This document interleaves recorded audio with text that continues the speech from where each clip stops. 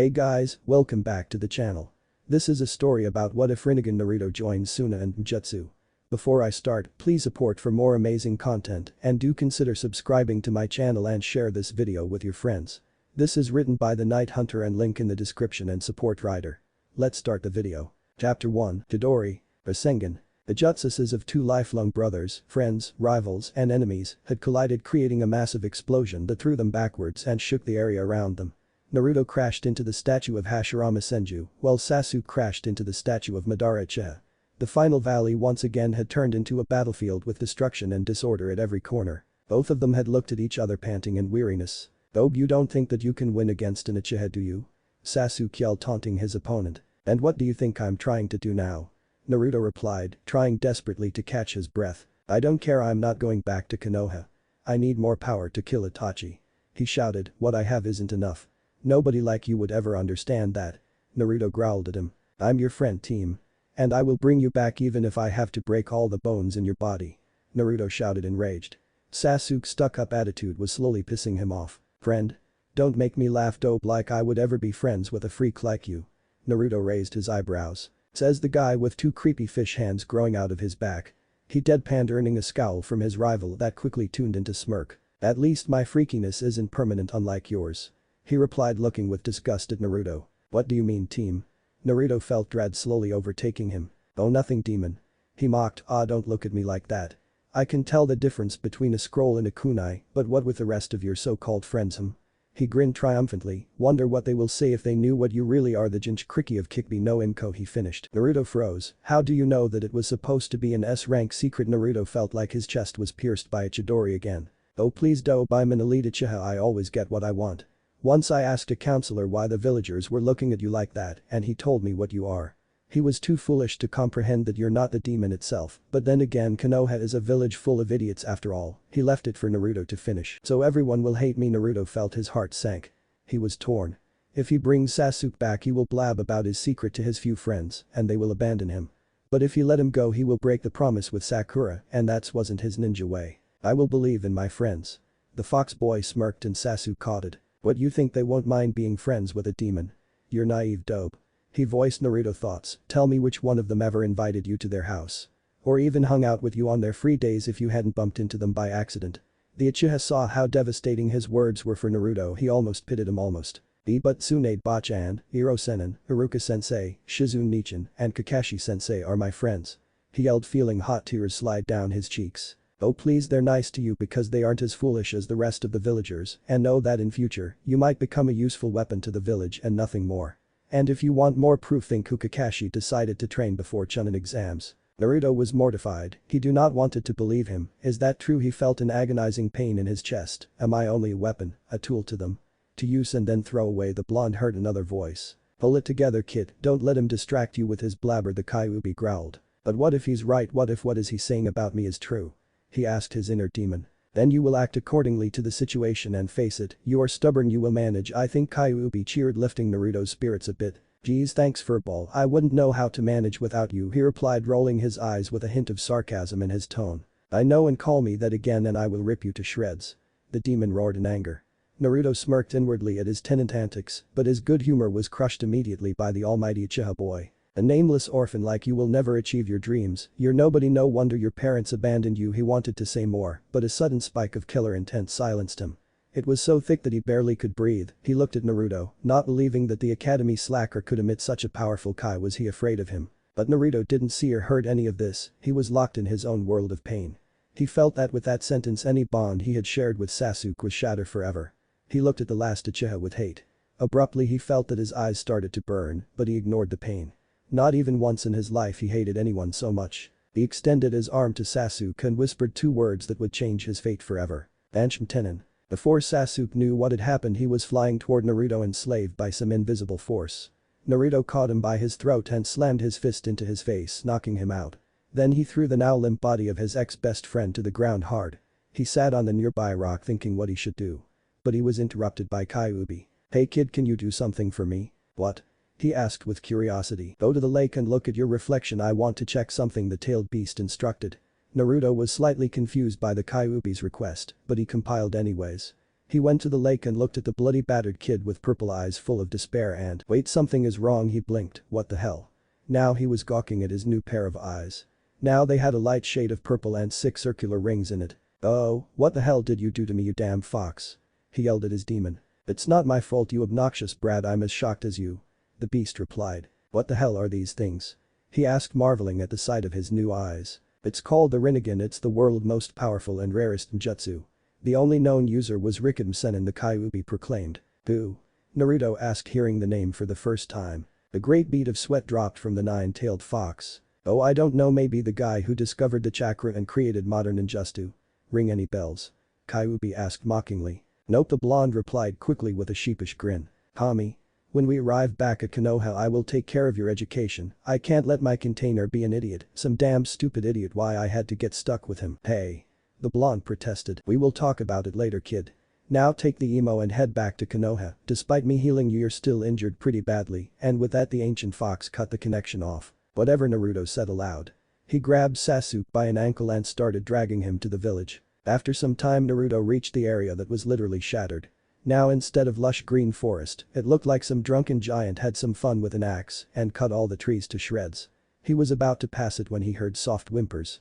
He jumped on the fallen tree logs and saw retreated Kunoichi struggling to lift the tree log that was crushing her legs. When Naruto got close she had lifted her head and looked at him. Fuck.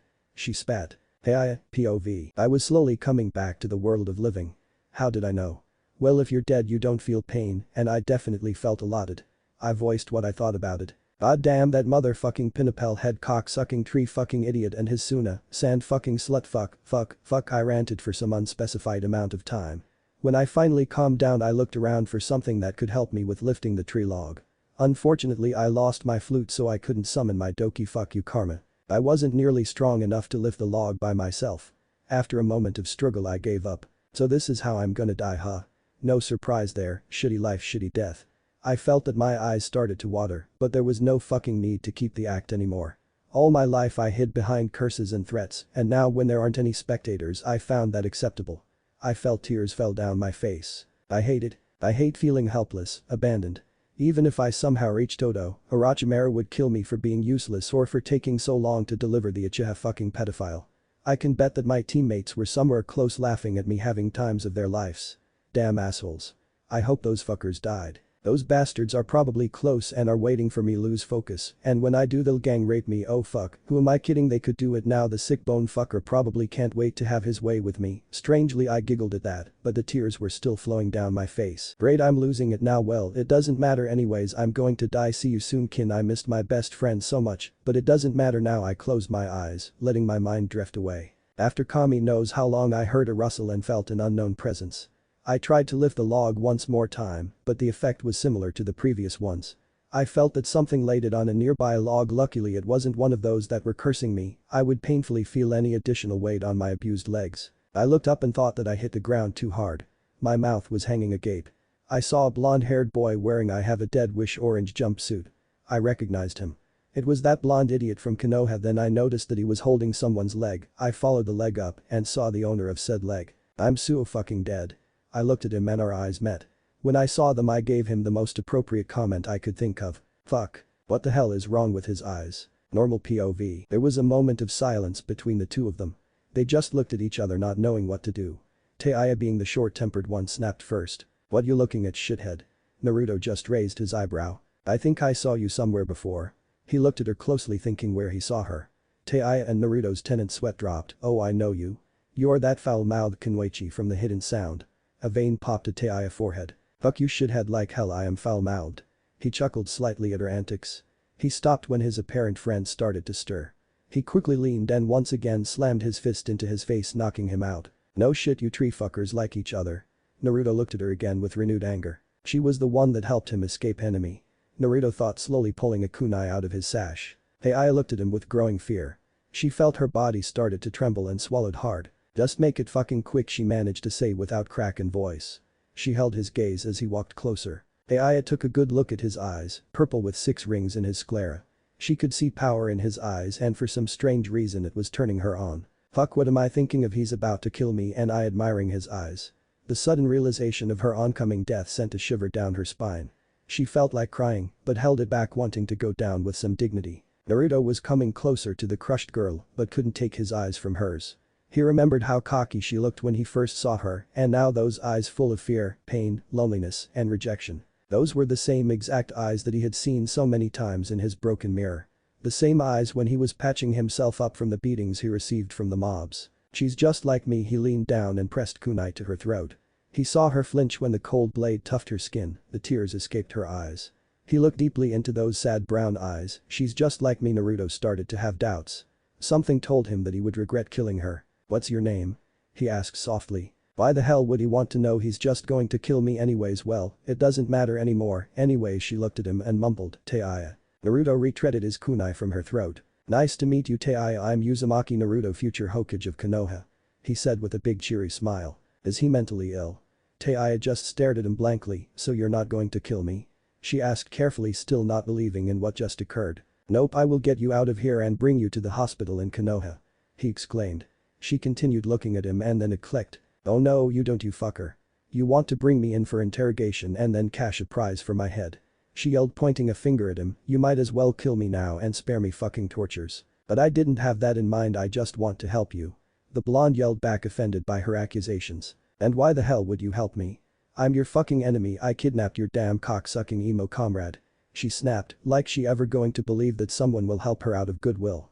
Last time when she took an offer like that she finished being crushed by the whole forest because I felt that was right thing to do.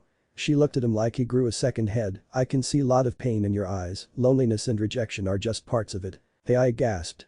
Was it possible that he understood her? She was confused, so she reacted in only way she knew. Don't talk like you know a fucking thing about me. You know nothing of what I have been thought. Go fuck a tree or something, shithead. He just looked at her with his strange eyes that seemed to bore to her very inner being. I have been alone since my birth and until recently I never had any real friends. I am hated by whole village. I was beaten, cut, stabbed and burned and few times I almost starved to death. When I was 5 I was kicked of orphanage and lived on my own. Not to mention several assassination attempts on my life. He gave her his best fake smile, so I know a few thing about having a really fuck up life. When he finished, I feared that she lost her jaw somewhere.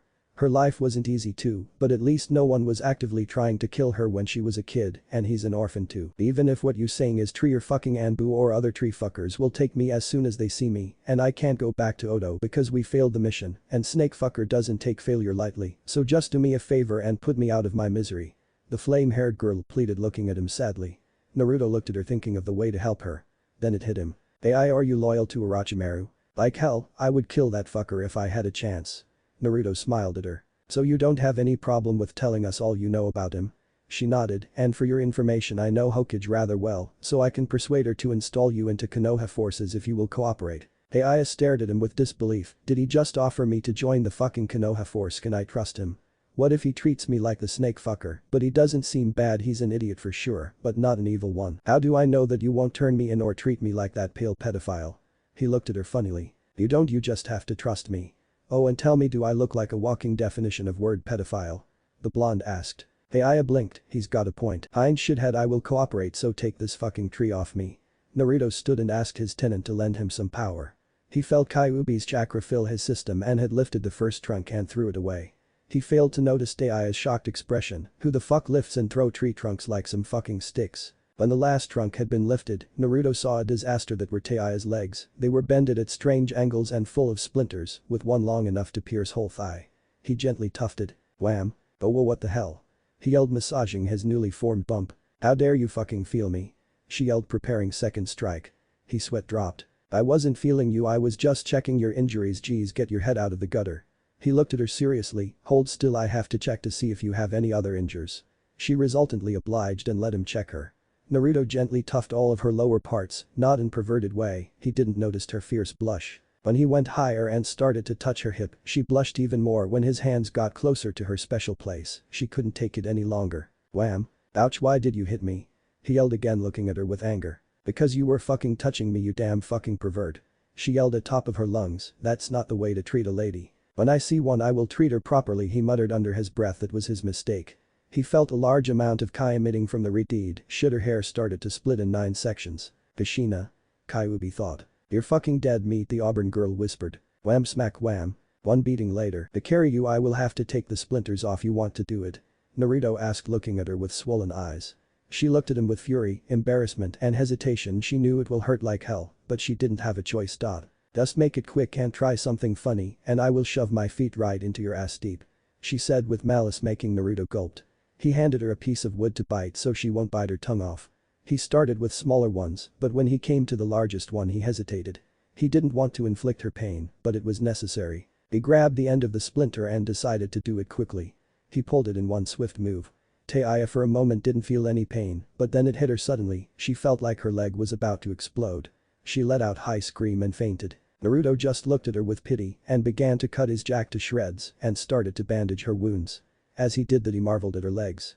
Even in that state her skin was smooth and soft. He looked up to her chest and saw that it was solid C cup with great chances for D size. Damn, Hiro-sennin really rubbed on me. Naruto gulped, holding the urge to touch her. Looks like another super pervert is about to be born. Kyuubi sighed, feeling a massive headache coming over. What? No, I'm not like him. Naruto yelled in his mind, mortified, but he had to admit that Tayuya was kind of cute.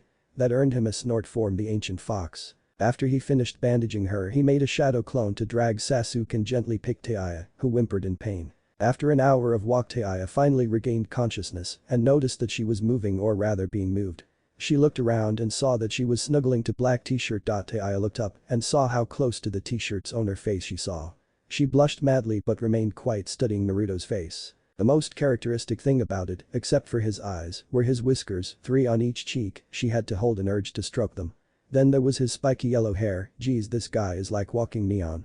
How the hell did he survive until now? Naruto noticed that she was awake as well as that she looked at him quite intensively, studying his features. See anything you like? He asked offhandedly, smiling at her reaction. She gasped and turned scarlet, embarrassed from being caught. She looked at him with fury and Naruto knew what is coming. Wham! Ow, ow, ow, and that was for. He had to tend yet another bump. For being smug asshole. Anyways, what's the deal with your eyes, shithead? She asked curiously. I don't know much too, I just unlocked them today. Apparently they are called the Rinnegan or something.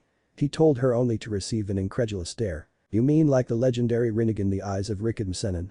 She made sure she heard right. Told you it is a common knowledge, the Kyuubi deadpanned. Shut up. How do I turn it off? I would rather keep it a secret. The fox raised its eyebrow. Did you just have a good idea? Unbelievable. Just stop pushing chakra into your eyes, kid. Naruto did that and his eyes returned to cerulean blue. HMPH, that should do it. He blinked, chasing the strange feeling away. Good that it wasn't permanent. The ninja council would have my head for something like that. Don't fret, kid, we always could cover it with Jinjutsu, the fox said. I can't do Jinjutsu, Naruto reminded him. But I can. Foxes have natural affinity for Jinjutsu, Kyuubi stated. Naruto felt his jaw falling down. Why the hell didn't you tell me? You damn fox. And why the hell can't I do it?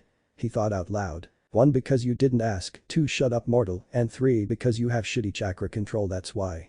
The fox snickered. I hate you, I hate so much, Naruto growled. Love you too. Anyways, I feel your sensei coming, so prepare to explain why you drag his favorite student on the ground and carry your mate. Kyuubi fell silent again. When he was busy talking to his tenant, Tayuya ranted about how impossible it was for someone like him to have such legendary eyes. Then she noticed that he zoned off and ignored her. It pissed her off to no ends. Just when she was about to get attention, she noticed that his eyes changed from Rinnegan back to his baby blue ones. Just when she was about to ask what happened, a masked ninja jumped from the nearby tree. Yo, he nonchalantly greeted. Kakashi-sensei, you're late, Naruto stated calmly. Mission was a success, I retrieved Sasuke. He reported. The gray-haired ninja sweat dropped when he saw the way Sasuke was traveling. Now Naruto, don't you think that you should carry him instead of dragging him on the ground? He looked at Tayuya and narrowed his eye. And what are you doing with enemy Naruto? To answer the first question, maybe, but after he pierced my chest with a Chidori twice I didn't feel like carrying him. As for her, she agreed to change sides, and I offered her a sanctuary in exchange for the information on the snake Orochimaru. He corrected himself, not missing a beat, but Tayuya smirked still. How is the rest of the team doing? All of them survived, but Niji and Choji are in critical state, but luckily all enemy ninja except for her are dead. Naruto felt Tayuya's body go limp in his arms. He felt a pang of pity for her, but he was also happy that his friend survived. Okay Naruto, I will take care of Sasuke now. Kakashi grabbed his body and was about to leave, but Naruto stopped him. Wait sensei, Sasuke is just a little ragged. Tayuya had her legs crushed by the 3 and might have an internal bleeding, you should take her instead. Kakashi just looked at him like an idiot. I couldn't care less about her, Naruto. Tayuya snarled at him, but he ignored it. She's worthless in comparison to Sasuke. Kakashi I smiled at his student naivety. Then what about me? Remember that he pierced my chest with the Chidori twice part? He asked, feeling fury deep inside of him. Naruto, you know that Sasuke is the last of his bloodline, he's valuable to village. Tayuya gasped at that. He basically told Naruto that he was worthless just like her, it's just a matter of priorities. I smiled him again. Naruto smiled back and said happily. I understand, Kakashi-sensei, now I know who you will choose to save in a life-death situation. His smile grew bigger, but eyes remained cold. You're really good in fulfilling your those who abandon their comrades or worse than trash rule. Kakashi scowled at him. Naruto, it's not the time to discuss that, I need to deliver him to the hospital, see you later. He used body flicker and disappeared in swirl of leaves, leaving Naruto alone with Tayuya. He started to walk towards Konoha in silence. Hey Shithe, she paused when she saw his expression. Full of poorly masked pain, hurt, and reject, with watery eyes that stubbornly keep the tears in check. So much like her at the times she let her mask slip. Hey shithead, don't let that fag's words get you. She tried cheering him up, much to the blonde's surprise. Did you just try to cheer me up? He asked incredulously. Tayuya just rolled her eyes in ignorance. No, I was fucking talking about the weather. Naruto gave her a small smile, but not the fake one, this one was genuine. Thank you, Tayuya-chan. She blushed madly. Naruto was the first one who ever thanked her for anything. She cracked half smile, but, whoa-chan. Naruto felt an evil aura emitting from the girl. Tayuya-chan, is something wrong? He felt slight dread coming. Wham. That was for calling me Chan without permission. She glared at him. The Kyuubi smirked. Then I will have to earn that permission.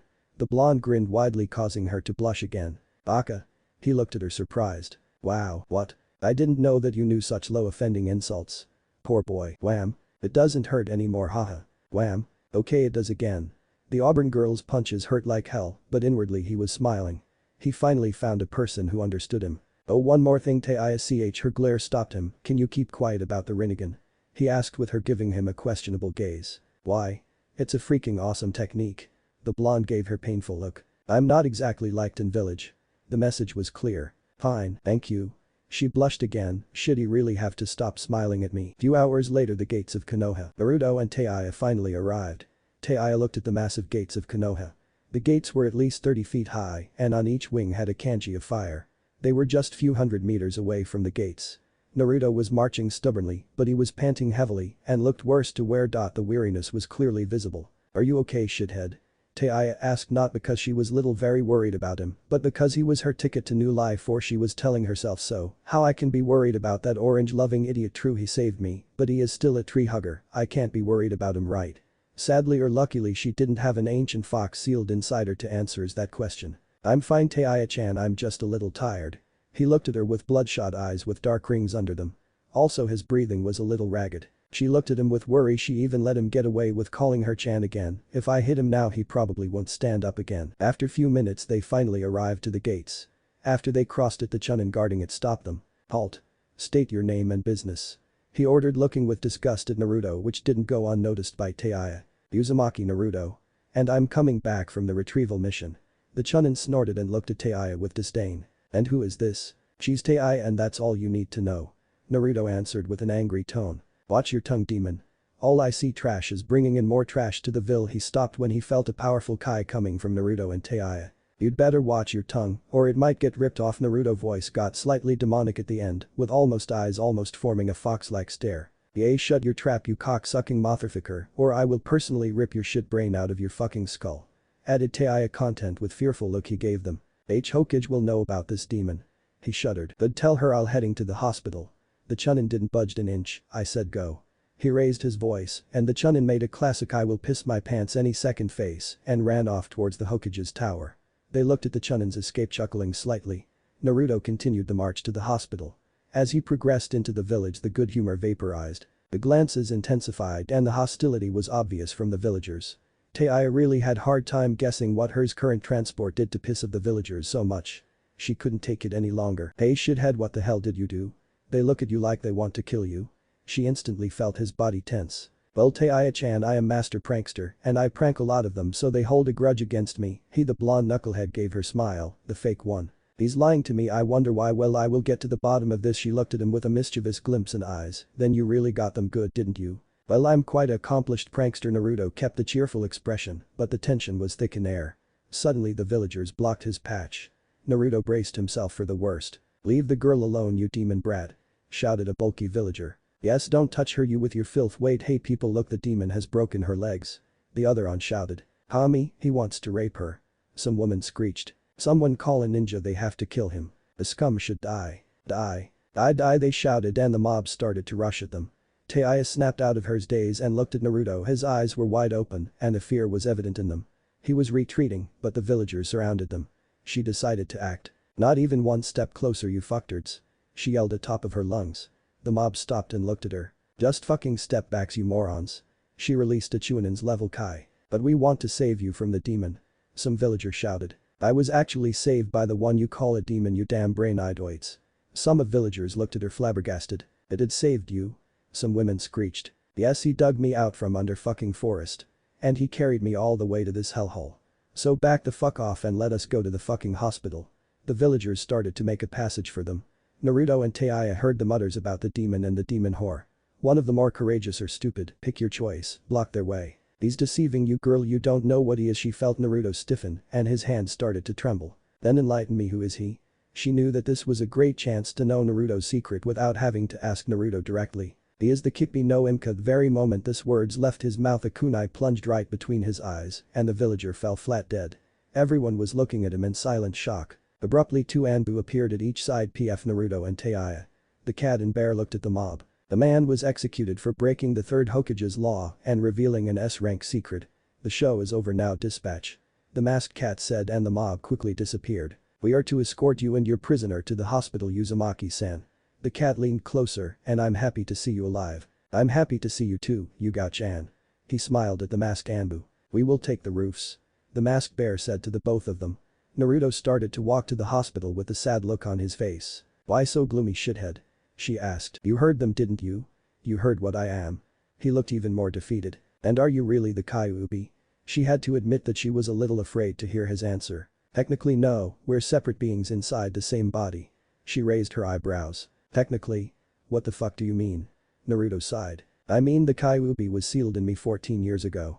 I'm his host and he lives inside of me. Look, I will keep my promise and help you do adjust to Konoha and I won't bother you anymore. She gave him "Are you an idiot" look. What the fuck are you talking about? She felt angry for some reason but not on Naruto. Since you know what I am, you probably don't want to have anything to do with me. Wham. That hurts. Why did you hit me again? The blonde yelled, rubbing his forehead. Because you dumb fuck, you were implying that I was as stupid as those fuckers from earlier. I know the fucking difference between the fucking scroll and a damn kunai. She yelled. On the roofs, both of Anbu smiled behind their masks. If only more people knew that, they thought in unison. So you don't hate me? He looked at her with hope.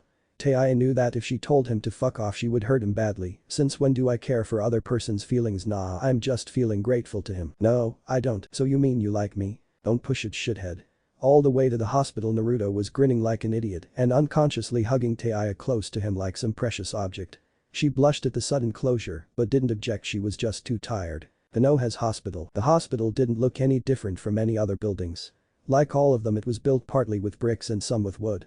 The building was painted in light shade of red just like Hokage Tower. When our duo crossed the gates they saw three people waiting for them. Jiraiya, Tsunade, and Shizune were looking at Naruto with blank stares. The first one to speak was the pervert. Naruto. My boy. I'm so proud of you. Did you get this girl pregnant? He asked with fake tears streaming down his face and was smiling like an idiot. Both teens blushed madly. What? No, I didn't. He spurted words. Her legs and lower parts are hurt, so I carried her here, believe it. Tayuya blushed even more. That didn't come out right. Naruto, I knew you had it in you. You ravaged her so hard that you busted her legs. That's my boy. Genius. Tell me more. I need more info for my new book. It'll be another bestseller of all times. He yelled in euphoria until he was pacified by Tsunade. Stupid pervert Ojigaki, look what you did. Shizune fainted. Her expression grew serious. Who is she? Naruto. Her name is Tayuya and she's a Kunoichi from the Hidden Sound. She decided to join us. Naruto informed Granny. And why should I let her do that? I should have her executed on spot. Tayuya paled. Naruto just hugged her tighter. Come on, Bachan, please. Puppy eyes, no jutsu active. Pretty pleased. Tsunade looked at him with a blank stare. God, I hate that jutsu. Fine, she can stay, Naruto yelled in happiness. Tayuya on the other hand had to add to the list of injuries a broken jaw. Fuck, I really had to hit my head. I just survived a mindfuck. She shook her head. Yada. You're the best, Granny. And don't worry, she will give us info on Orochimaru too. He added happily. Whatever, let's go inside, I'll fix you up. Finally my ass is killing me, she stated with everyone looking at her blankly. That really didn't come out right, Tsunade sighed. Ha. I knew it. Jiraiya yelled with leer on his face. Nice job Gaki. Tsunade pummeled him into the ground again. Why do I have a feeling that I will regret this? She turned to the unconscious Shizune. Aj, wake up or I will eat your pig. Shizune instantly woke up. No, not Anton, please. She pleaded, crying, and I'm tears hugging Hokage's legs. Hey, I gasped. The scene was so surreal that she wondered if she was still asleep. Lunatics, I'm surrounded by fucking lunatics. All of them went inside the hospital. Chapter 2. Konoha Hospital. Naruto sighed. He was currently lying in his bed wrapped in bandage like a mummy. Tayuya was in the operation block with Tsunade fixing her disfigured legs. The blonde thought of once again of the whole fight with Sasuke. He sighed again. His teammate words still stung. How could he? I thought we understood each other. Naruto must guess I was wrong. He looked outside the window. The sun was slowly setting down, illuminating the building in Konoha with its fading lights, giving them various colors. But Naruto saddened even more. Why is a village so beautiful hate me so much? But he knew the answer already. Oh, stop bitching. Kyuubi growled. It's all your fault. Naruto accused. Well, sorry, I wish I wasn't sealed in you either. You're pathetic. The beast spat, wailing over words of some damn Uchiha brat, letting other people trample over you. Then what I should do, huh? Tell me, oh mighty Nine Tails.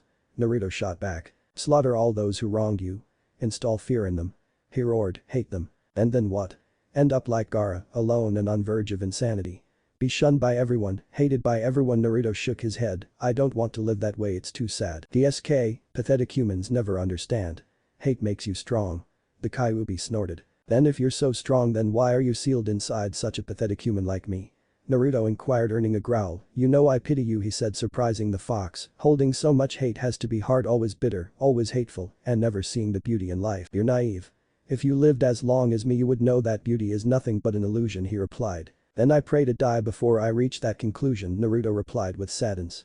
The fox hadn't graced him with answer, so Naruto just closed his eyes and drifted away. He woke over an unspecified amount of time at the sound of the door opening.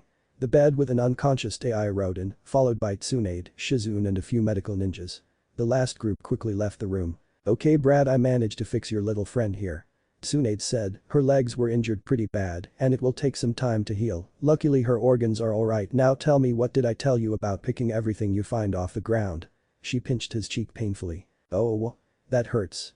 Naruto exclaimed, massaging his cheek, but I just couldn't leave her there to die. Tsunade sighed. Okay, she did promise to spill all she knew about Orochimaru, yes?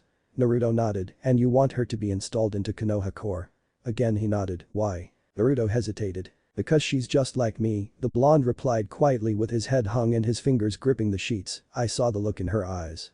The same look I have. Tsunade and Shizune exchanged glances.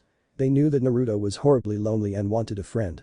The Anbu reported to them that she was aware of his tenant and seemed to be okay with that. As shaky as it sounds, I will agree if and only if she provides good info, got it?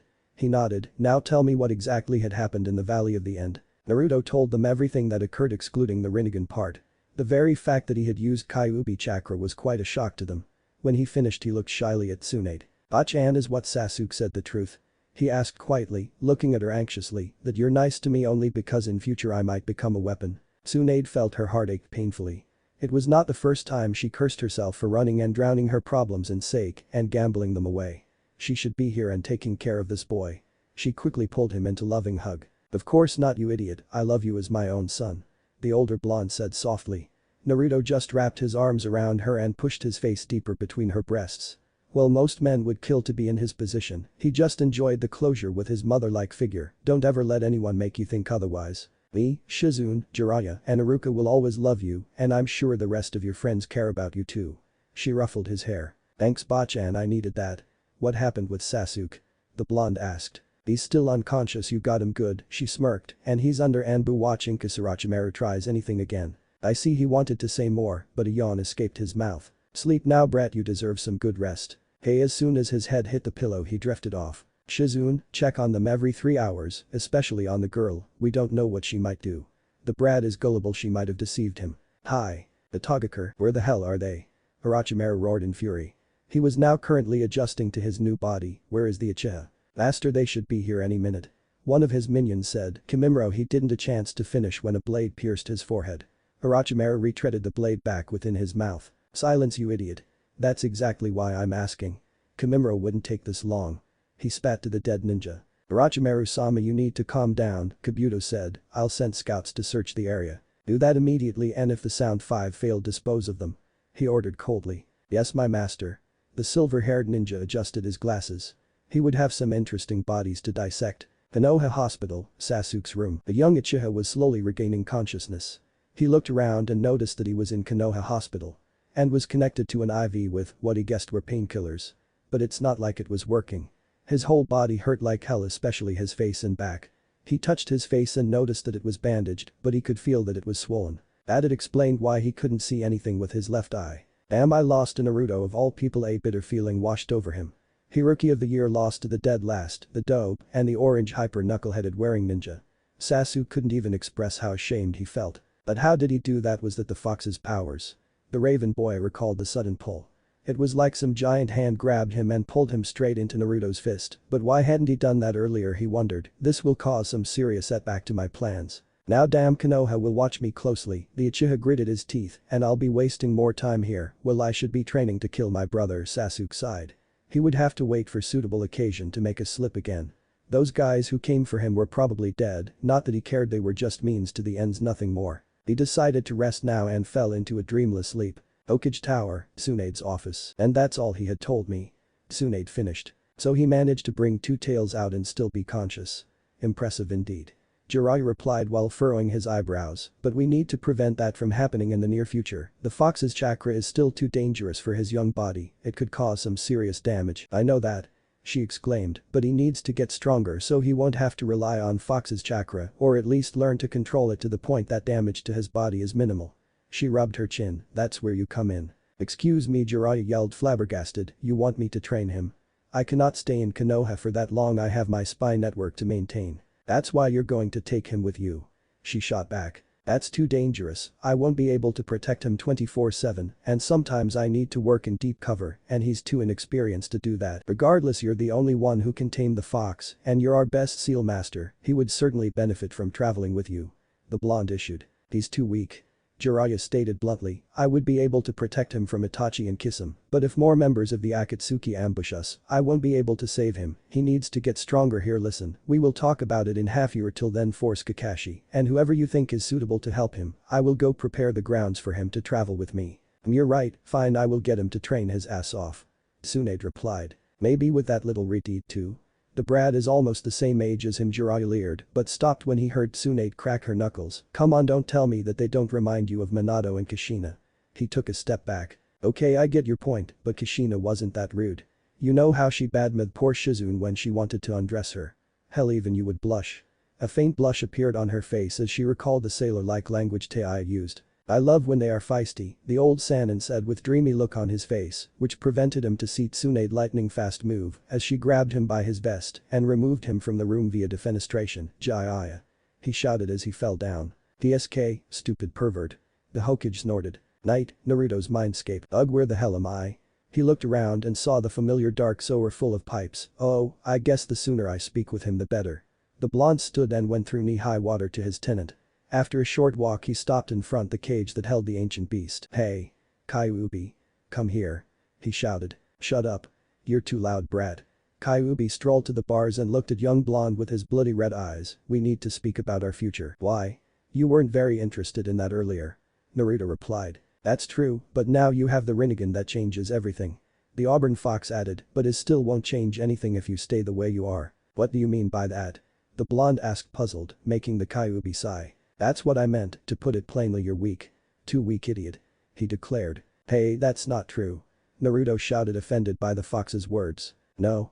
Okay, then let's see, your chakra control is basically shit, your Taijutsu is nothing more than street brawler style, you can't do Genjutsu due to your aforementioned shitty chakra control, and the only ninjutsu you know are that of the Rasengan and those shadow clones, and you can't even use to the fullest potential. What the hell? I know that I hadn't mastered Rasengan yet, but I have no problems with my shadow clones. Oh yeah, then why you aren't using them to train? Are you even aware that their memories and experience are coming straight to you? What? Why hasn't anyone told me that? He yelled enraged. Because it was obvious, you idiot. Where I was, oh yeah, you're an idiot with little knowledge, you run into any danger headfirst, not even thinking about any subtle approach, you're loud and hot-headed, and the list of your faults go on. Then how the hell have I survived till now? Because you portrayed me like the worst shinobi ever. He yelled, feeling tears swell in his eyes. Largely because I'm accelerating your healing, giving you power when you need it, and you're incredibly lucky and stubborn. The fox replied without a hint of remorse for his hurtful words. Then what I should do? Naruto said in almost pleading tone. The Kyuubi grinned. Remove the seal and I will give you all power you want. He said, making Naruto's head shoot straight up. Ha, I knew it. You want me to release you. He pointed his finger accusing him. I'm not that stupid. You know, if you really believed me I wouldn't even need to kill you afterwards, you wouldn't survive a week. The fox scoffed. Let's cut a deal instead. Why should I? Naruto asked. I can train you to become stronger and use your eyes properly. Why would you do that? Naruto inquired. Because like I said, you're weak and I don't want to die since our lives are linked due to that damn seal. The fox informed. What do you want in return? Naruto asked. I want you to rip a bit of seal so I can send more of my power to you. Oh, and also I want to feel everything you feel. After 14 years of being stuck here it gets boring. Oh, and do some changes, Kyuubi told him, making his eyes go wide. What changes? Naruto asked. I can accelerate your growth so your body can hold the strain from my power and the power of the Rinnegan, the fox answered. So what would I grow big in one day? Naruto asked curiously. The nine-tailed fox roared in laughter. That's how you imagined it? Boom, and you're 6 feet tall, haha. Kami, why are you punishing me like this? The fox's laughter died down. No, I will accelerate it that you will grow 3 times faster than your peers. But why can't you do it instantly? Naruto interrupted him. Well, let's see, your bones would break like matches from the lack of proper nutriment to support them, then your bloodstream would be screaming in pain, as well as your tendons and muscles from being stretched to the very limits, your heart would go to cardiac arrest from such rapid growth. Okay, I get it. Geez, you don't need to be such ass about it. Naruto said, fine, I will do it, but if you deceived me, then what? What would you do, you puny human? The Nine-Tails asked amused. I will stab my heart with a kunai, ending both our lives, the blonde said with so much fire that it shocked the fox. Unknowingly to Naruto, his Rinnegan activated, reminding the Kyuubi of some other person. The ancient beast shook its head. I guess that's fair, now rip the edge of the seal, just a bit. Naruto did as instructed and loosened the seal a bit, and immediately he felt a surge of power. Whoa. What the hell is this? Naruto shouted. Pipe down, it's only a tiny portion of my power. The Nine-Tails noted before his ears perked. Now go, I sense your mate waking up. The Kyuubi added. She's not my mate. Naruto quickly yelled. Whatever, we'll speak later.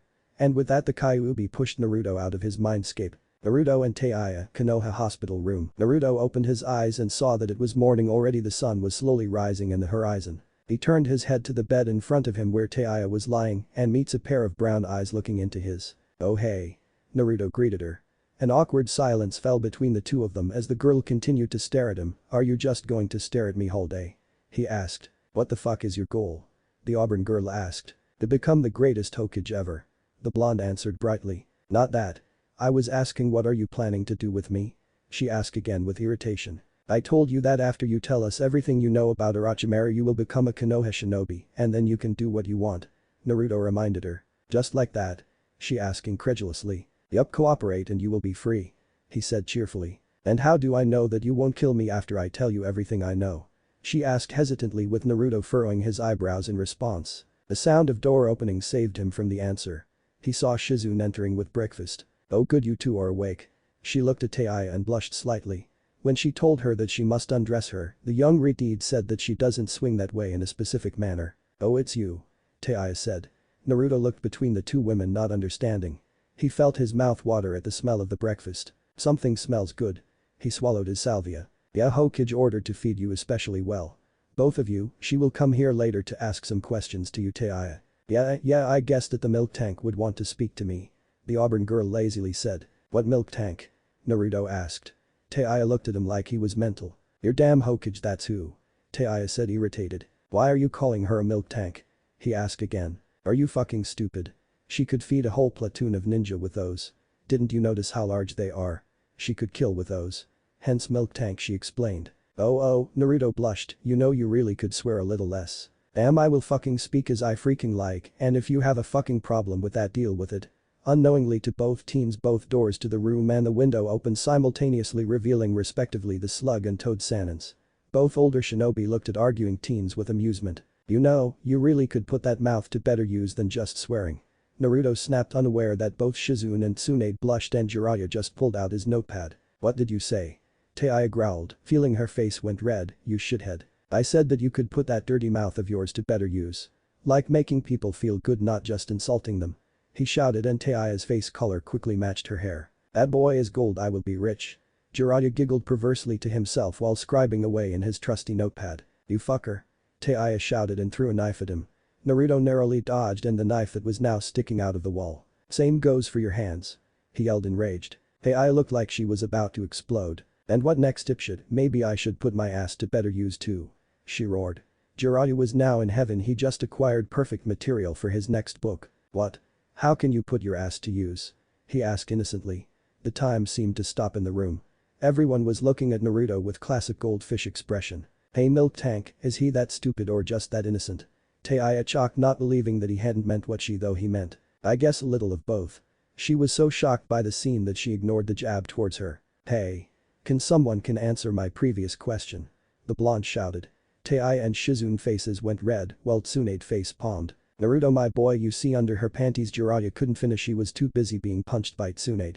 The toad sage flied into the sky and disappeared with a fake anime star. Damn pervert corrupting my little Naruto.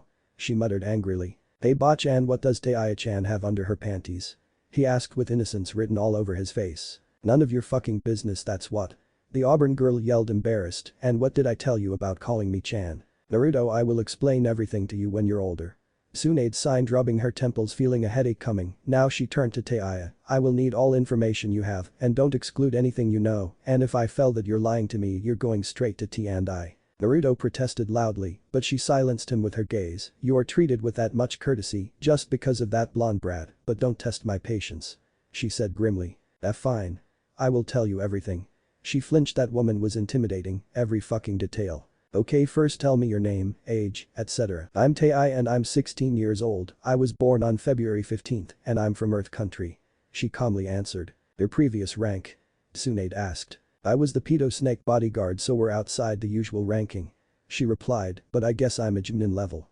Tayuya boasted, making Naruto stifle a laugh. She glared at him but decided to torment him later. What type of ninja you are? I'm Jinjutsu specialist. My primary weapon is a flute and I can summon Doki to fight for me. She added. Do you have cured seal? Tsunade asked and noticed that Jiraiya came, but this time his face was serious. Yes, on my neck, I have access to second level. She replied. Let me see. The white-haired sage suddenly demanded. No way, I'm letting you touch me, you old perv. She shouted. I'm the word shocked when Jiraiya's demeanor suddenly changed. It was like some other man stood there. Even Naruto gulped. You will show it to me now. He ordered quietly but with so much threat that Tayuya immediately caved in. She bent and moved her hair, showing black curse mark. Jiraiya walked closer and gently traced his finger on her neck, examining the mark. But there was other thing they all noticed, the girl was trembling.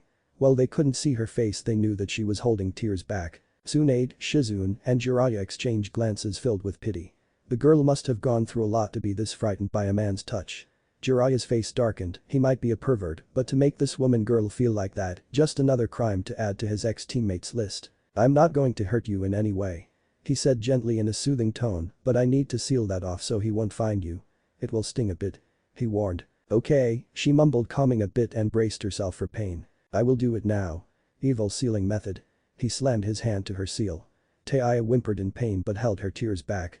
Instantly Tsunade came to her side and with her green medical chakra eased the pain. Atta girl, see, that wasn't that bad.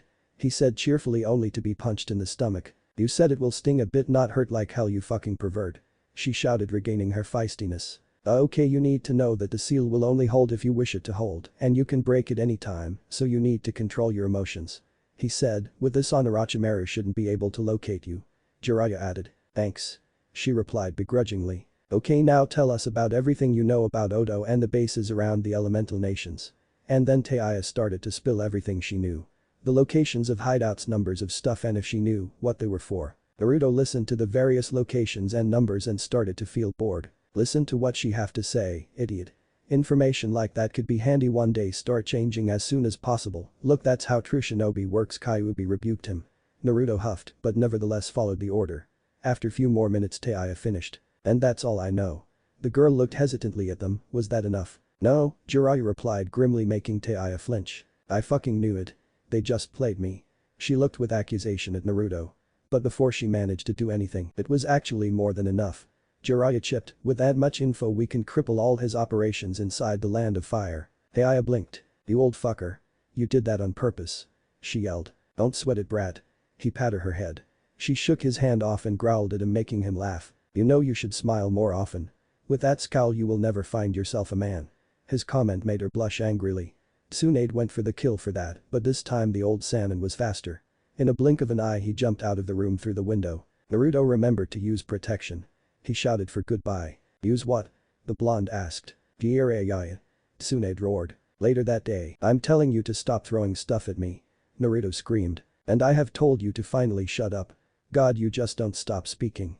She exclaimed. But I'm bored, he whined. Tayuya started to think that being crushed by whole forest wasn't that bad of a death, instead to be annoyed to death. She was about to give some snarky reply but was interrupted by the sound of doors opening. What the fuck is that? Tayuya thought as she saw two people walking through the doors. She could almost smell the shampoo from them. Humming through the door was Ino Yamaka and Sakura Hero, fellow leaf ninjas. Pink hair? Really? Fuck me sideways, she shook her head. Isn't Pinky the one that shithead is wet dreaming about Kami that wants to be a kunoichi? Oblivious to her thoughts, Sakura greeted Naruto. Hey Naruto, I see that you succeeded to bring Sasuke-kun back. She said sweetly, coming closer. Yeah. I never go back on my word. Because that's my ninja way. He smiled proudly. Tayuya rolled her eyes at his antics. Damn, he's a little piece of sunshine all the time. She felt a faint smile crept on her face too. Damn, that thing is contagious. Sakura's smile turned into scowl. With one swift movement she slapped Naruto roughly across the face. Naruto looked at her, not comprehending what just happened. He lifted his hand to his red cheek. Sakura-chan, what was that for? He chocked. How could you? She screeched. How could you hurt Sasuke-kun so much? Yeah Naruto, he is your teammate. Ino added with an angry glare. But he started weakly. But what? He just wanted to get stronger. I have to admit that running form here wasn't a good idea, but you should be more considerate toward him. She seethed. But he was fighting me. I had to use force against him. Naruto pleaded. And you beat him that badly? His whole face was swollen. Ino screamed. And he was all bandaged. Just how much did you have to hurt him? Sakura spat. We visited him and he was in so much pain that he couldn't even speak to us. Like shithead here wasn't wounded at all either, Tayuya thought, feeling a pang of pity for the boy. But Sakura wasn't finished. I wish I'd never known you. She yelled, you're a monster. Even Ino gasped at that comment. She was angry at Naruto, but that was just going too far. Sakura, that was a little much, don't you think? She tried to soothe her anger. What? He's nothing more than a hindrance to our team, he's stupid, loud and obnoxious, and would you two shut the fuck up already, Tayuya exclaimed. I can't fucking gather my thoughts because of your damn howling. And who the hell are you to talk to us like that? Sakura screeched. It doesn't fucking matter who I am, bitch, but I swear if you don't shut up, she growled. What will you do? You're a cripple. Her words stuck in her throat when fork thrown by Tayuya had cut her cheek. She smiled with malice. I'm still fucking words above garbage like you. She countered, now get out of here or next time I will aim for the middle of your forehead, not that it would be hard to miss, same goes for you, blonde slut. The two threatened girls ran out of the room frightened. Tayuya smiled triumphantly, I still got it, but her smile quickly fell from her mouth when she saw the guy that saved her gripping tightly his sheets with head hung. She could see tears falling on the sheets. She sighed, the baka was just too soft. You know, real shinobi don't cry. She offhandedly told him, especially over some bimbo's words. No one asked about your opinion. He snapped with fury. Tayuya narrowed her eyes. Here she tried to lift his spirits, and that's how he repaid her. Well then fuck you little, she yelled, crying like a bitch because some pink gave you a bitch slap. What the hell could you know about that? I had a crush on her since I can remember and she just called me a monster. But what you could understand about it? You don't care about anyone and no one cares about you. He exclaimed, glaring at her with fury. Shut up. Naruto's comment hit a nerve, you fucking know nothing about me. You're rude and always angry even to the people which showed you kindness. It's no fucking wonder that no one like you. He continued undeterred, did you ever have a true friend, because I doubted. Tayuya looked at him with fury. She bated her teeth and scowled, but it was just a mask. The blonde words were breaking each and every one of her barriers. I did, her name was Kin and she died in this fucking village. She whispered but Naruto could hear. His face softened when he saw tears escape her eyes. She was still looking at him with fury, but her chin was quivering and soon her face turned from the one of anger to the one of grief. He realized that he just made a colossal mistake. He started. Do not fucking apologize. Her voice cracked a little, you're right, no one cares about me. If I go back to Odo I will be killed for failure. She looked into his eyes. And he looked into hers. Their eyes were full of tears. So don't apologize for something that is completely true. She chocked. No, Naruto said sternly, I'm sorry Tayuya, you didn't deserve it, I just vented my frustration on you. He wiped his tears, I had no right to speak to you like that. Hell no you didn't. She calmed down a little, hey shithead, do you know what happened to Kin? How she died. Kin was that girl with that ridiculously long hair and used bells. Tayuya nodded, from what I heard she was used as sacrifice for Orochimaru's Edo Tensei jutsu. He answered. Tayuya balled her fists and tears started to flow out of her eyes again. That fucker, that motherfucking son of a bitch, she muttered. It was like a physical slap to know that her former master killed her best friend just like that. It was at that moment she sworn revenge against him. Meanwhile Naruto returned to his own pain-filled thoughts. The moment Sakura slapped him and said all those horrible words he felt his heart broke. His lifelong crush just rejected him in worst possible way and now he upset the one of few people who could understand him and didn't cared about the Kyuubi, which left him with even more foul mood. He promised to himself to make it up to her. The two continued to brood like certain Uchiha.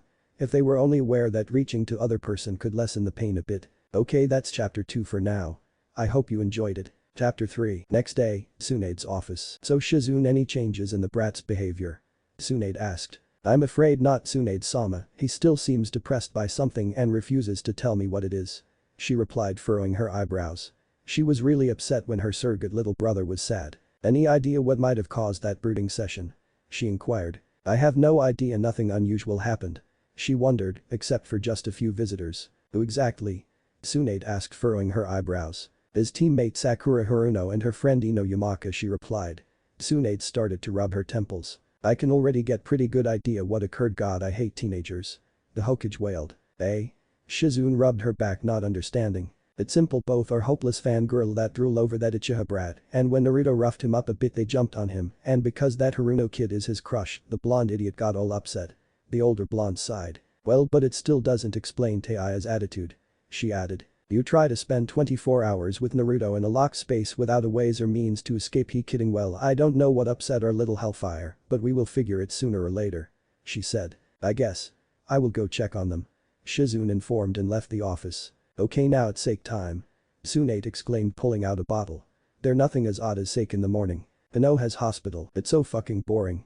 Tayuya groaned mentally as she looked at the white walls. She was even more depressed when she heard that she had to spend the next 4 weeks in casts. After their little argument neither Tayuya nor Naruto said much. All yesterday evening and today's morning was quiet. It was driving her nuts. Not that she enjoyed blonde idiot's ramblings, but at least it took her mind from more depressing subjects. But now all it was that damn silence. Even at one point Naruto even left the room via window without any word, leaving her all alone. Hello? Shizune called out, ripping her out of her thoughts. Hey, Tayuya replied absent-mindedly. Shizune looked around the room and saw Naruto's bed empty. Hey Aya-san, where is Naruto? The medical ninja wondered. It's me, he went somewhere some time ago. The Redeed answered, probably to jack off to his pink slut's image. Shizune blushed at the thought of her little brother doing that. He sat next to Tayuya's bed. Now Tayuya-san, that wasn't nice. She started gently, why were you so upset yesterday? None of your fucking business, now leave me alone. She spat. This won't be easy, Shizune sighed, you won't make friends acting like that, Tayuya-san. And who gave you the idea that I want friends? She replied, glaring at her, I'm not like you tree fuckers to get all buddy-buddy with every single faggot. Well, you seemed quite happy that Naruto tried to stand up for you when Tsunade was interrogating you. Shizune recalled, smirking that she hit a nerve. That's none of your business whether I'm happy or not. Tayuya replied with slight shudder. Embarrassed, she turned her head from her. On the contrary, as long as you're here it's my business to look after you. Shizune gently smiled, believe me, you can't live your life like that, shutting everyone out. Tayuya started to get pissed off. Who the hell was this bitch to tell her how to live her life? She was about to give sharp response when she saw that genuine smile on her face and felt the warmth emitting from that person. The curses died in her mouth and were replaced by anxiety. What the hell is she doing here? Tayuya it's not like I'm her fucking friend. The Redeed sighed, hey, if I tell you why shithead was upset will you leave me alone?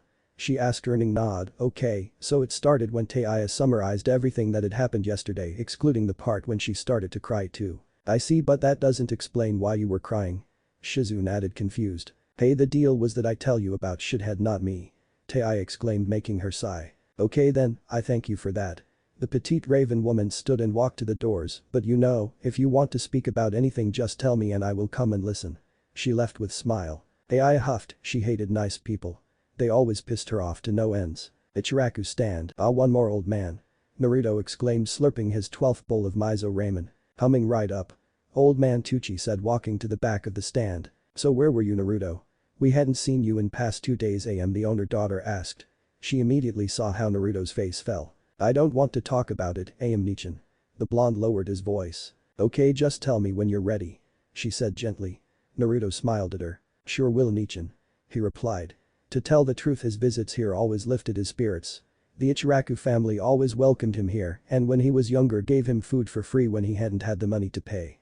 AM had even patched him few times after the mob beat him up and consoled him after that. After the argument, or rather onslaught, with Sakura, he needed some positive feelings. After the count of the bowls of ramen rose to 16, he decided that it was enough. It was time for him to go back to the hospital. Just when he saw about to leave, a stray thought hit him. Maybe I should take one for Tayuya.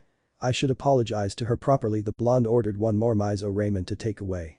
He walked through the streets of Konoha followed by the usual glares. But his mind was far away now. He had so much on his head now. The thing with his team in general clogged his thoughts, the Nine Tails, the Rinnegan, and last but not least Tayuya. He didn't even know how to start solving his problems. He sighed. At least he managed to stop Sasuke from running to Orochimaru. Deep in his thoughts, he made his way to the hospital. The nurse in the reception glared at him but said nothing. Last time one of them dared to insult him, Tsunade literally created the earthquake in hospital. He walked to his room and opened the doors. Hey Tayuya-chan. Naruto greeted. Again she growled at the chan suffix but said nothing of it. I thought that you would like to eat something different than hospital food, so I brought you some miso ramen. She looked at him warily. How do I know it's not poisoned? She asked. If you don't want it then I will eat it, Naruto said deviously. Wait. She said quickly, the delicious smell already made her mouth water. Why did you bring me that? She inquired with suspicion. Naruto sighed and handled the bowl. Tayuya just took one sniff and immediately began to dig and eating it with haste. I was just feeling bad about what I told you yesterday and wanted to apologize properly. He admitted, besides you're bedridden and couldn't get one for yourself. Tayuya couldn't help but feel touched by his concern. Hey shithead, tell me why the hell you saved me. And why are you so nice to me? She looked at him blankly. I'm the one of those ninjas that kidnapped your fucking friend. Well, he rubbed his back. I just had a feeling that you're worth saving, that I would regret killing you. Naruto said sincerely, making her blush faintly, and you are one of few people that don't hate me because of Kyuubi. He looked down on the floor and I thought that we might be friends in future. The blonde stammered. Tayuya looked at him with wide eyes. DS care I'd like that's going to happen. She snorted and saw his face fell. But why? He whined childishly. Because, you're a loud hyperactive shithead. She snarled, being in the same room with you pisses me off. Hey, I'm nice to you and you treat me like garbage. Naruto yelled offended, maybe you should respect me a little. Like hell. Why the fuck should I respect you? She yelled back. Maybe because I spared your life and brought you here. He shouted in response. HMPH. Tayuya crossed her arms, turning her head from him. Naruto wanted to say more but de-iced too against it.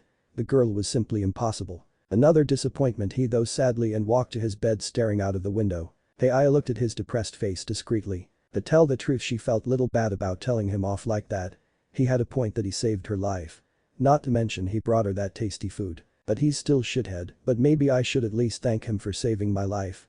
I don't want to sound as an ungrateful bitch, besides Hokage likes him and it's probably not wise to antagonize her. She made her decision. Hey shithead. That attracted his attention. I will say it only once, so listen carefully. Thanks for saving my life and for food. She chalked not used to thanking people. She saw how his face lit instantly and smile crept on his face, but it doesn't change anything between us. She added quickly. Okay Tayuya-chan. He chipped quickly. What the fuck, I told you about that chan suffix. She roared just in time for the doors to open. Tsunade walked in with a scowl on her face. Without a word she walked to Naruto and slammed her fist to the top of his head. Ow. What the hell, you hag. The blonde yelled, massaging his bump. What have I told you about leaving hospital without my permission?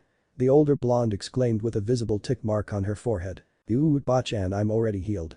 Naruto whinnied, you know I'm always healing extremely fast. That doesn't mean that you can leave this place without my orders. She roared, now listen, I have something for you.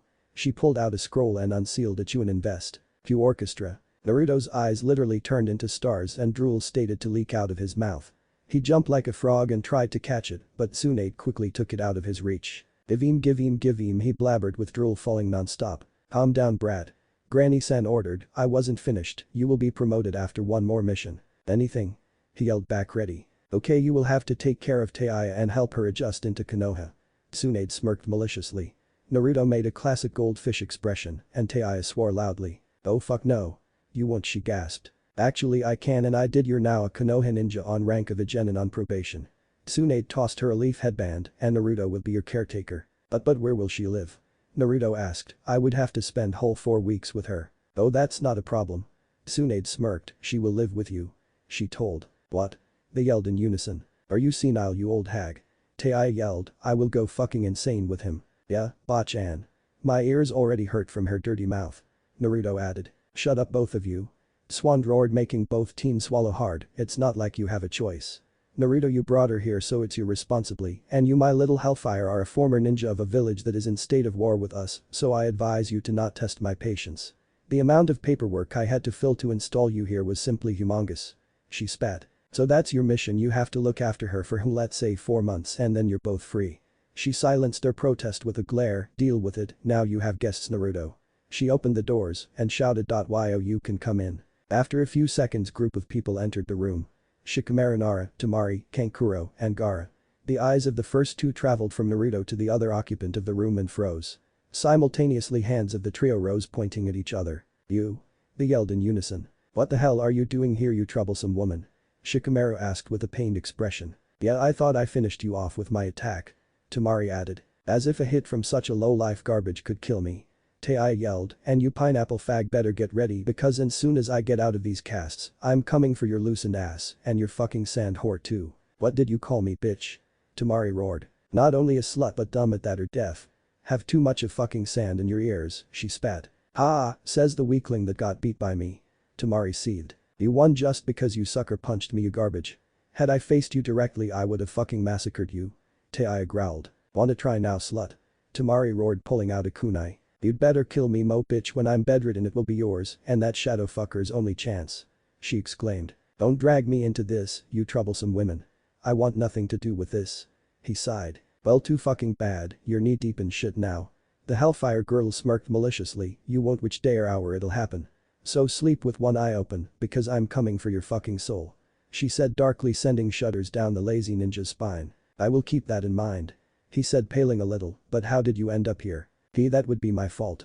Naruto jumped in rubbing his neck after I beat Sasuke I found her buried under the forest and dug her out. Shikamaru face palmed. Didn't it occur to you that she was buried for a reason there? He asked incredulously. I'm still here you damn rat. That comment just earned you a damn kunai up your ass. She growled. So Naruto, how did you defeat the Uchiha? Gaara asked having enough of their dispute. Had just used my awesomeness on him. Naruto boasted hoping to hide his secret. Everyone's sweat dropped, it's not like he stood a chance against me from the beginning. Gaara looked at him with calculating eyes knowing that that wasn't the whole truth. Was it the same awesomeness that you used against me? The Sand Shinobi asked.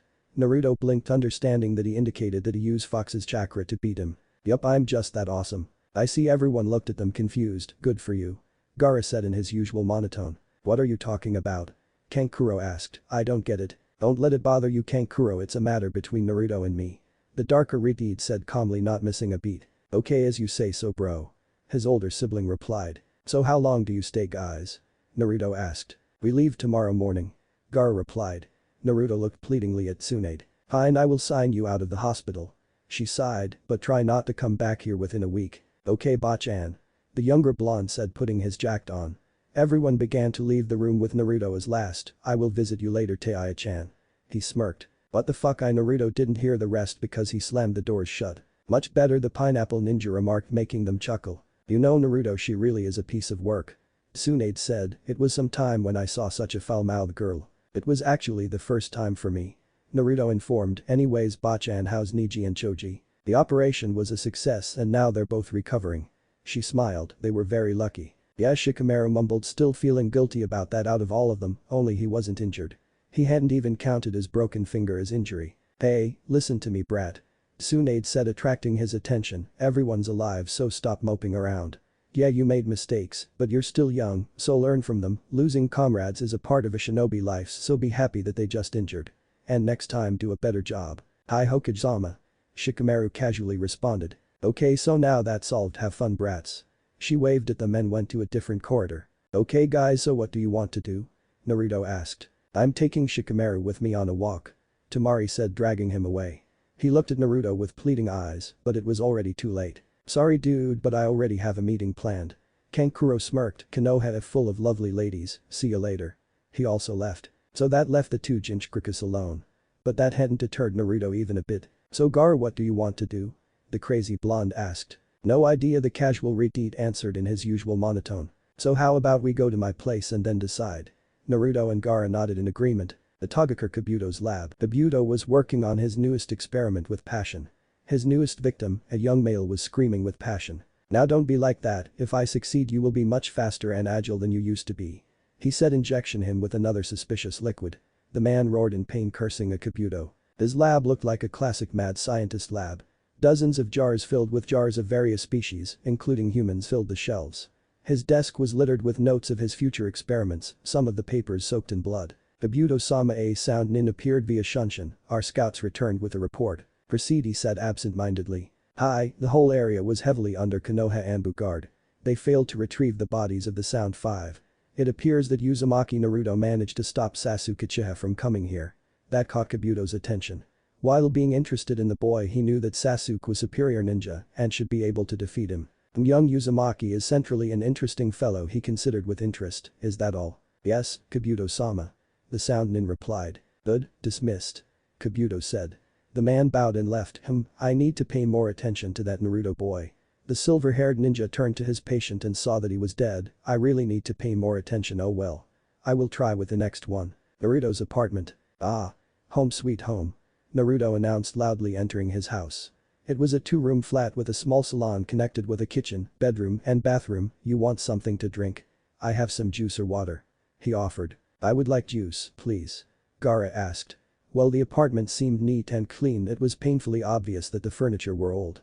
The wooden floor was cracked in few places and the walls were quite dirty. He could see that it was repainted in a few areas. All in all, Gaara was quite shocked that his best friend lived in such poor conditions.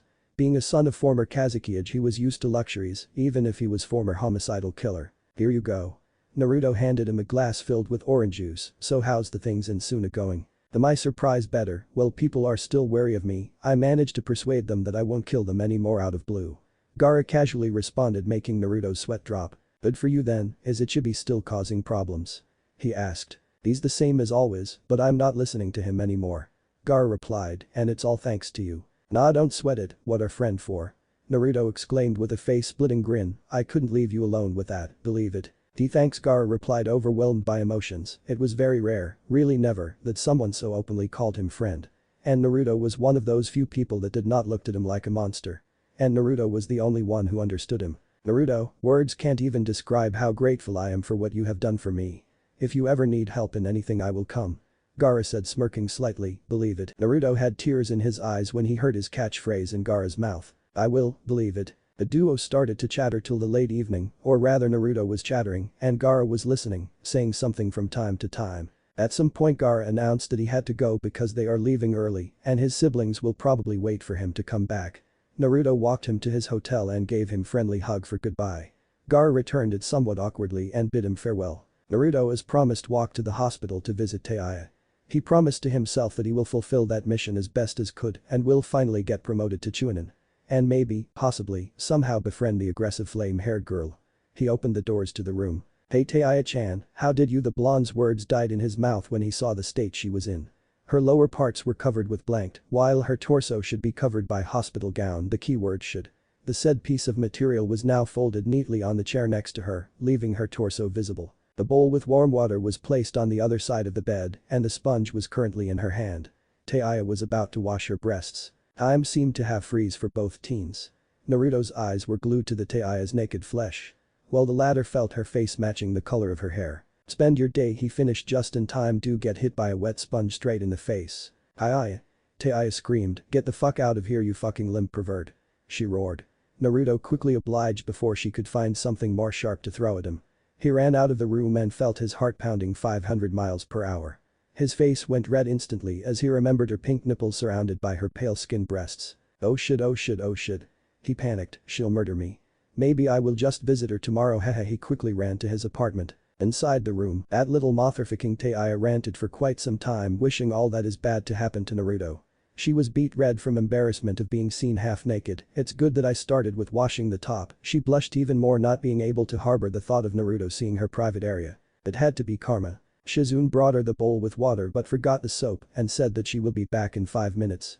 And just in this fucking 5 minutes, the blonde idiot had to arrive just in time to watch the show. She felt like screaming. That was supposed to be the guy she had to spend 4 months with. God really hated her. But that didn't spot her from thinking on ways how to get back on the blonde Naruto's apartment. The blonde boy was lying in his bed looking through the window. It was already darkening, but he still hadn't felt tired. So boring he trailed. Then maybe you should start training. Kyuubi suddenly said. Jaya. Don't scare me like that. He yelled. Whatever, listen, we will now speak about your training, the Nine Tails informed. We'll begin from re-going all you should have learned in academy. Oh come on. It was so boring, why can't you teach me some cool jutsu? The blonde whinnied. Silence, human. Kyuubi roared, power means little without knowledge. And I'll be damned if my container remains an idiot. Now you still have all those books from the academy, yes? Naruto nodded. Good, make 2 shadows clones and make them read it. But why 2? I can make 50 and be done with everything in one night, Naruto stated. Tell me, why do you think shadow clones are labeled as kenjutsu? He asked with sarcasm. Because it uses much chakra. Naruto replied sheepishly. No, you moron. Kyuubi growled. It's because morons like you thought that if they make 50 clones and sent them to the library and make them learn all the things there and then dispel it and then think that they will be able to defeat S-rank nin after 2 months of training. Do you know where in that sentence they die? At the dispelling it part? He asked meekly, ready for another scream. No, you, what did you say? The Nine Tails asked, not believing that the boy got it right. I said at the dispelling them part. Naruto said with a little more confidence. Why do you think they're not fighting the S-rank nin? Kyuubi inquired, curious about his answer. Well, when I would learn too much in one go and my head always hurts, and if you said that memories of learning from 50 of me came back to me all at once, then the headache would literally kill me. Maybe there is really hope for you after all. Kyuubi must. Yes, you got it right. Your brain in that situation would simply blow up from the overload of information. That's why most of what you are capable to process for now are the memories from 2 clones. But wouldn't it solve the problem if I dispelled the said 50 clones, let's say 1 every 10 minutes? Naruto asked. No, because your brain needs time to go through all that information. The higher your intelligence is, the shorter the time needed to do that. Now I think you would need at least 5 to 6 hours to analyze all the information you receive, but that is the moment when your Rinnegan comes into action. How so? Naruto asked. I was getting there, don't interrupt me. Kyuubi growled. In short, it will increase your concentration and capability to memorize the information, making your work more efficient, not to mention when activate your chakra control increases too. Wow, it's so cool. Hey, what was that Banshmtenin move I pulled? Naruto asked. It's one of the most basic abilities of Rinnegan, by the way. How did you know the name of that move? The fox asked, curious about that. No idea, it kind of rolled off my tongue somehow. Naruto rubbed his neck. So does it do anything aside from pulling things to me? It pulls things as you said to you, and you have one move that does the opposite to that. Shinra Tensei, it push all things from you. So cool. It could help me shield for many attacks. Naruto chipped. Yes, that is its main purpose, and there's one other move, but it will take very long time for you to even think about mastering that skill, he told him. So it does 3 things? Naruto asked. No, it does much more, but for now only those moves are in your reach, and it's pointless to talk about the rest for now. So you will use the Rinnegan to learn more efficiently and master the Shinra Tensei and Banshmtenin. Okay, next your new diet, Kyuubi added. And what is wrong with my current diet? Naruto shouted. Shut up. For starters, eating damn ramen all the time is not really healthy, and you will need proper nourishment to support your accelerated growth. So a proper balanced diet is absolutely necessary to maintain your human body. Hey, I wanted to ask something about that accelerated growth thing. Naruto wondered. How much would you age me? Until your body psychically reaches the age of 20, the fox replied. Like I said, I tripled your growth speed, so it will take about 2 years to reach that age. So I will age 6 years in 2. I don't think that's a good deal. I don't want to be an old man so fast. He yelled. Idiot, I will slow down your growth to normal after that. Besides, you're in Uzumaki, so it's not a problem for you, the fox added. In Uzumaki, what do you mean? Naruto asked. It's for me to know and for you to guess, the fox replied. Asshole, Naruto muttered. I'll pretend I didn't hear that. Now you will go tomorrow to buy some vegetables and other healthy crap, Kyuubi instructed with a sigh. I won't be able to pay for all of that, remember that, because of you, everyone overprices me, he replied. Then henge into someone. Naruto's face palmed. Why hadn't I thought of that? The blonde exclaimed. Because you're an idiot. Now make 2 clones and make them read those books with an active Rinnegan, but don't forget to make them turn it off if you have some visitors. Now go to sleep, brat, you will have busy day tomorrow, Kyuubi said and fell into silence. Naruto made 2 shadow clones as instructed. Okay guys, activate your Rinnegan. Naruto ordered. The clones followed the order. Their eyes turned from sky blue to a very light purple with circular rings inside. Wow, that's a really cool. Way better than Sasuke Team Sharingan. Okay, now go through the books from the academy, guys. Naruto paused, thinking which ones, the ones about Konoha's history and the ones about chakra control. Come on boss, that's boring. One of them complained. Just do it. It's an order. Naruto snapped. They began doing it with groans. Naruto felt satisfied and went to sleep thinking about how cool tomorrow would be. The next day, Naruto cursed himself for the 10th time since the morning. The day started terrible. Kyuubi woke him up at 6 and ordered him to dispel the clones. He did that and was hit with a massive headache because of the information overload. After being berated for dispelling them simultaneously, Naruto went through the excruciating training regime. He had to do 400 crunches, squats, push-ups 3 times before breakfast. After that, Kyuubi sent him to buy necessary groceries under a henge. He was surprised to see that he managed to buy all food he needed and still have some money left. After buying all disgusting, healthy and nutritious food, Kyuubi continued to train Naruto. After the shopping, he ordered him to run around Konoha, and after that he once again had him do sit-ups, squats, and crunches, but in a larger amount. After that he told him to eat meal rich in proteins and carbohydrates to supply his body with necessary energy. When he finished, Kyuubi told him that he have a 2-hour break. Naruto decided to go visit Tayuya and bring her some ramen as a peace offering. This time he knocked. "Who the fuck is it?" she yelled a muffled reply. Naruto gently opened the doors. "Hey Tayuya-chan," he said meekly. The blonde was interrupted when a knife pierced the wall next to his head. "Get the fuck out of here, you damn pervert," she shouted. "Hey, I'm sorry, I didn't know that you were naked," he blushed, remembering the sight of her bare breast. "I brought you some ramen. You think that you will buy my forgiveness with some crappy food?" she spat. Naruto ignored the jab at his favorite meal. "Look, I told you that it was an accident, okay? I'm really sorry for peeking on you," he said honestly. "I don't know what else I can do to apologize, but I also won't beg for your forgiveness," the knucklehead more sternly told her. "DSK, fine," she said, but was also a little surprised to find that Naruto wasn't as spineless after all. "So how was your day, Tayuya-chan?" he asked, making the volcano girl sigh. "How do you think it was? I'm rotting all day in this fucking bed with nothing else to do than stare at a damn wall," she sneered. "You know I can bring you some magazines or books if you want," Naruto offered. Tayuya was somehow touched by his concern. "I would fucking like that," she replied in her usual fashion. "So what do you like to read?" Naruto asked. Tayuya blushed slightly. There's no way she would tell him that she liked romances stories. Maybe choose some damn good adventure book, you know, in Princess Gale movie style," she said. "You like Princess Gale movie?" he asked, flabbergasted. "Yeah, it's so badass, I love that movie," Tayuya said. "Ha, what would you say if I said that I personally knew Koyuki Kazuhana?" Naruto said. "I would call you a fucking liar," the retard pointed out. "No way would a nobody like you would know her." "Hey. I helped to save her country once," Naruto yelled, offended. "Yeah right," Tayuya mumbled. "I have a photo where she kissed me," the blonde exclaimed. "Sure you do." She just decided to go with his imagination. "Wanna bet?" Naruto challenged. "Fine.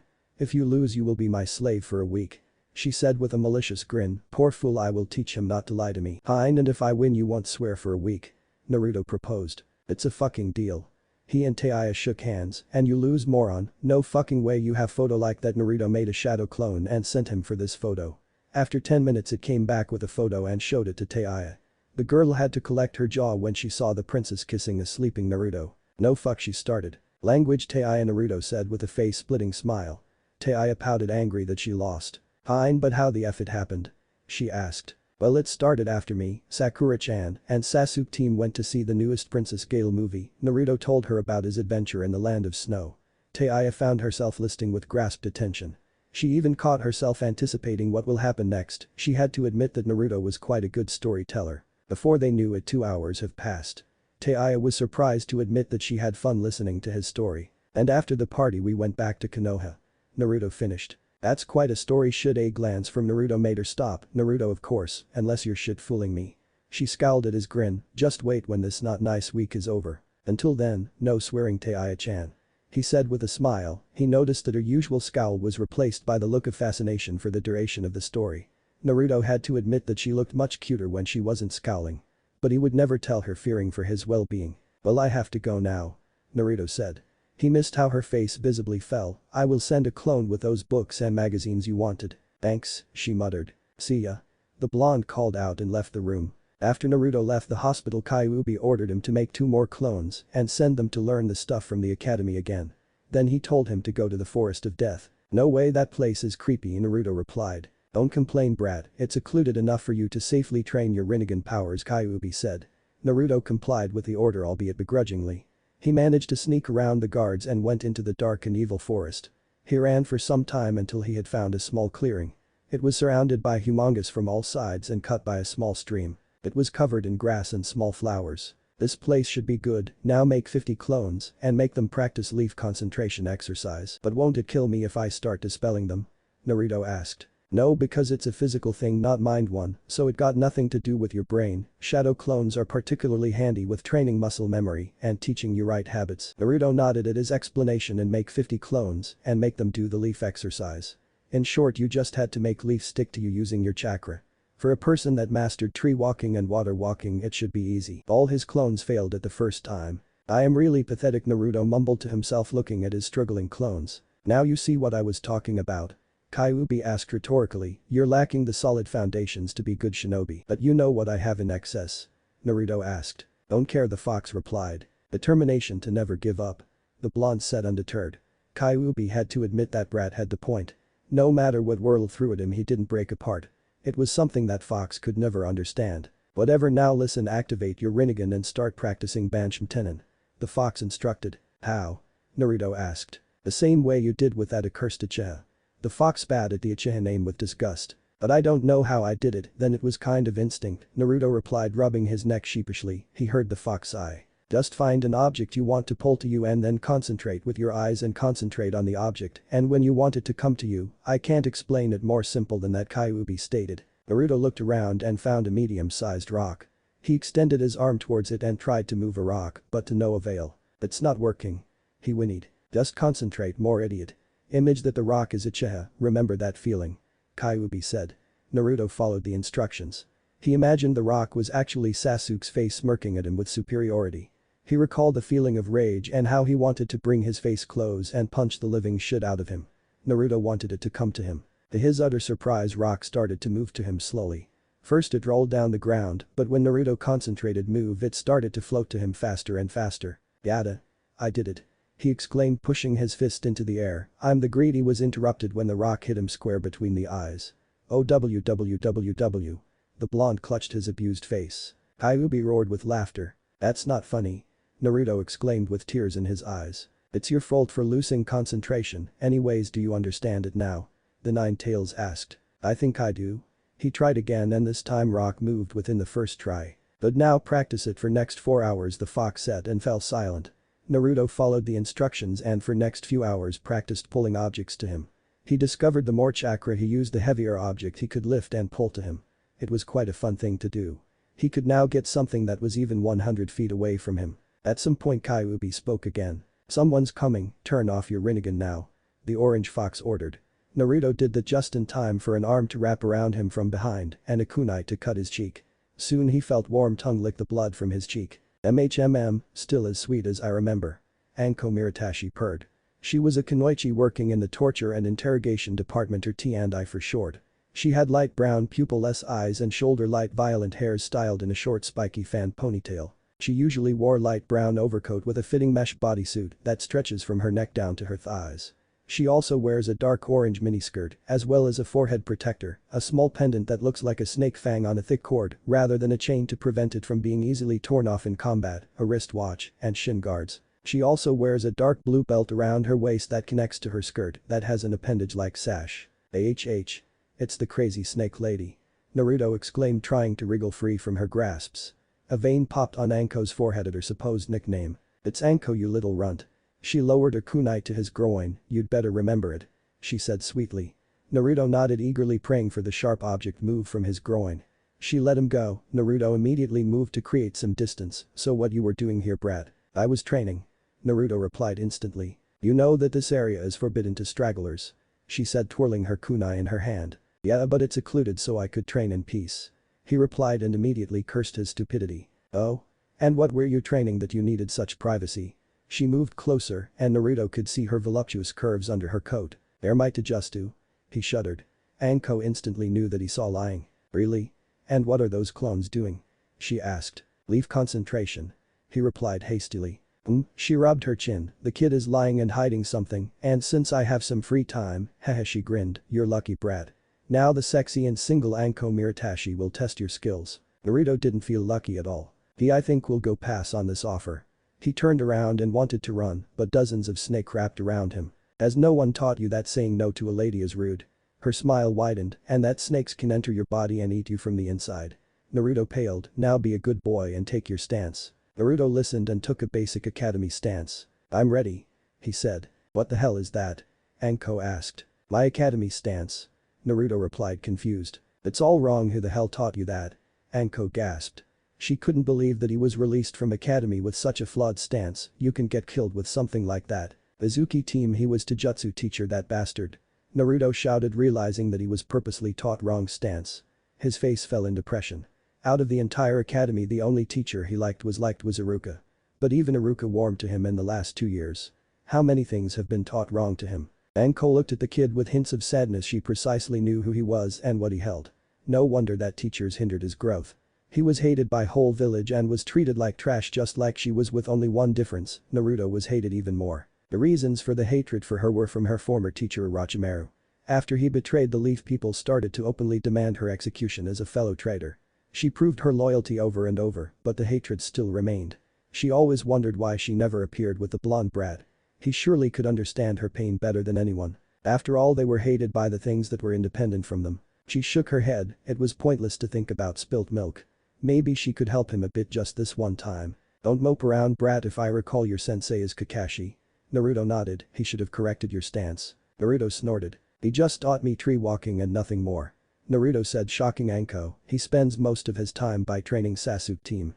He muttered, depressed. He even abandoned me just before the Chunin exams to train Sasuke and left me with Abisu of all people. Anko cringed at the mention of the shades wearing Jonin. It was good that I managed to find Iro-senin to teach me something. So you mean that you were left with virtually no solid training at all? She asked incredulously. Naruto nodded. And you managed to survive with no skill at all till now? Hey, I have skills. The blonde exclaimed. Oh, then how about showing them to me? She asked. I bet you couldn't even scratch me. Fine. But if I win, you will. Naruto thought about what could she possibly have that could be of use to him. Make her train you? The Kyuubi suddenly yelled. She could teach you a few useful things like Taijutsu. Train me? He shouted. Never had a student before, but fine, but if I win you will pay for my food for a week. She licked her lips in anticipation of her free meals. Okay brat, let's do. You can use ninjutsu or whatever you want. She teased. Alright, multi-shadow clone jutsu. He shouted, and Anko found herself surrounded by an army of Naruto clones. Get her. The crowd rushed at Anko with a roar. She just smirked. Hain. Rinnegan no jutsu. She took a deep breath and started breathes fire at the clones. She started to turn around, annihilating all the clones around her. When she stopped, she noticed that she massacred half of his clones. Deciding to have some fun, she let them approach her. Instantly she pulled kunai and started killing them one by one. As his stance indicated, the boy had no real hand-to-hand training and just swung his fist and legs at her wildly, trying to gain advantage by the sheers of numbers. But she had none of that.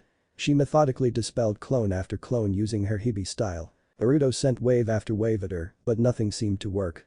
Her moves were fluid so fast that he couldn't follow them. She seemed like she wasn't trying at all. He saw that she didn't even break a sweat. It alarmed him that she slowly was getting close to him. Okay, I got enough of that. He created a clone and started creating the Rasengan. When he was ready, he dashed at her. Anko saw him approaching and noticed the blue orb in his hand. Better to avoid that, she thought, and waited for him to come closer. Just seconds before Naruto's Rasengan connected, she had sidestepped and undercut him. Naruto fell to the ground with his Rasengan hitting the ground. Whoa. Anko exclaimed when she saw the explosion. The earth shot into the every direction, so she had to shield her eyes from that. A large cloud of dust obscured the view of the blonde ninja. Anko feared that the brat might have killed himself. In that case, she had to immediately hide his body or at least make it look like accident so she won't be blamed for it. Luckily, Naruto crawled of the self-made crater dirty and dusty. Glee, he spat the dirt from his mouth. Senijashu. Anko snakes shoot out of her sleeve and wrapped around Naruto, immobilizing him. You lost, brat. She said happily. Naruto hung his head in defeat. A wave of depression washed over him. He realized that the fox was completely right about everything. He was a pathetic ninja if he could be called ninja at all. If she was an enemy, he would be dead by now. Anko's smile fell when she saw how depressed he became. The usual bright blue eyes were now dull and full of unshed tears. She let him go and he limply fell to the ground. His head hung down and he was staring at the ground. Hey, don't get too depressed, brat, I'm a jonin after all. She tried to cheer him up. It's not a shame to lose to someone stronger than you. It doesn't matter, I just realized how pathetic my skills are. Naruto almost sniffed. I really survived up until now by luck. Anko sighed. She hated dealing with brats. She petted him alright, but she wouldn't also pet him and tell that everything will be alright. Things never work that way in this world. Then what you will do about it? Bitch and moan about it? she asked. No. The blonde roared with anger rising in him, I will become a great shinobi. He yelled, not sure if he tried to convince her himself. You're an interesting brat, but now take me to my delicious dinner. She chipped. Okay, Naruto said with fake anime tears. Dango restaurant, one more. Anko shouted, finishing her 12th stick of dango. The restaurant she dragged Naruto to was small but cozy. It was kept in light brown and green colors with small tables and with small pillows to sit on. She waited impatiently for another round of her favorite meal. Naruto could almost feel how his wallet got lighter and lighter. On their way they argued what is better, ramen or dango. Ultimately Anko won the dispute by threatening his manhood. After that the duo started to chatter idly. Naruto found that his pranks always amused Anko, especially the one with painting the Hokage monument. Anko on the other hand was surprised to hear that her entrance at Chunin's exams was cool, she rarely got that. Naruto was in the middle of telling her story of one of his pranks when she suddenly interrupted him. Wait, why the hell did they take your weekly allowance? She asked. They said that it was to cover the damages I caused. He replied. Then how did you survive without money? She asked. You would be surprised what you can find in a garbage can in the back of the restaurant like this one. He answered casually. A stick with dango froze halfway to Anko's mouth. Her mind was unable to process what he just said. What did you just say? She choked, suddenly losing all appetite. I said that I survived going through the trash cans of restaurants. He replied, you don't even realize how much food is wasted. Anko felt like puking. She could recall that in the past she saw him a few times going to the back alleys of where restaurants were where she ate. But she hadn't thought much of it then. Her stomach twisted when a wave of guilt washed over her. There she was sitting happily eating at the expense of a guy that had to eat from trash to survive, she completely her lost appetite. Again, like in the forest, she felt even guiltier for never approaching him. Maybe she could give him some help, at least now she would. Okay Brad, I think I'm done. She said. Then I'll go pay. He started to pull his wallet. I'll pay. She interrupted. But the blonde tried to argue. No buts, wait for me at the entry. She instructed and went to the counter to pay. Then she left the restaurant. Okay Brad, that will be it for today, see you tomorrow. She informed. Tomorrow? He asked, confused. Of course, we'll start training then. She stated. Naruto's eyes widened to the size of the saucers and almost bulged out of his skull. He yelled in happiness and jumped at Anko, hugging her tightly. Thank you Anko-san. He exclaimed, attracting attention from the entire street. I get it, now get off. She said, blushing from embarrassment, see you later. She started to walk away but noticed that he followed her. What are you doing? Did you always told me to walk a lady home? Naruto replied with wide smile, but she could detect hints of sadness in his voice. He must mean Sandame Hokage, she thought sadly. Okay fine. The duo started to walk towards Anko's apartment, chattering idly. They both ignored the mutters of the villagers about demons and snake whores. When they arrived they felt a tad disappointed that the pleasant conversation had to end. Okay Brad, be here sharp at 8 in the morning. She warned, don't be late. I want Anko-sensei. He saluted with a big smile and went back to his apartment. Anko was looking as he walked away and smirked. You better not, cause you will go through hell otherwise. She giggled. Chapter 4. Next day, Forest of Death. Come on brat. We just started. Anko yelled at her newest torment toy. Naruto gasped for air, sweating like a pig. Kyuubi made him go through his morning routine regardless of today's training with Anko. So the blonde literally went from one training regimen to another. But it's not like he could complain. In the 2 hours they had been training, Anko corrected his academy stance and showed him some basic moves.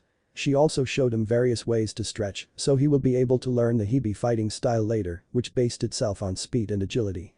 To say that her training was gruesome would be an understatement of century. Starting from push-ups to throwing kunai and improving his aim, she drilled him mercilessly.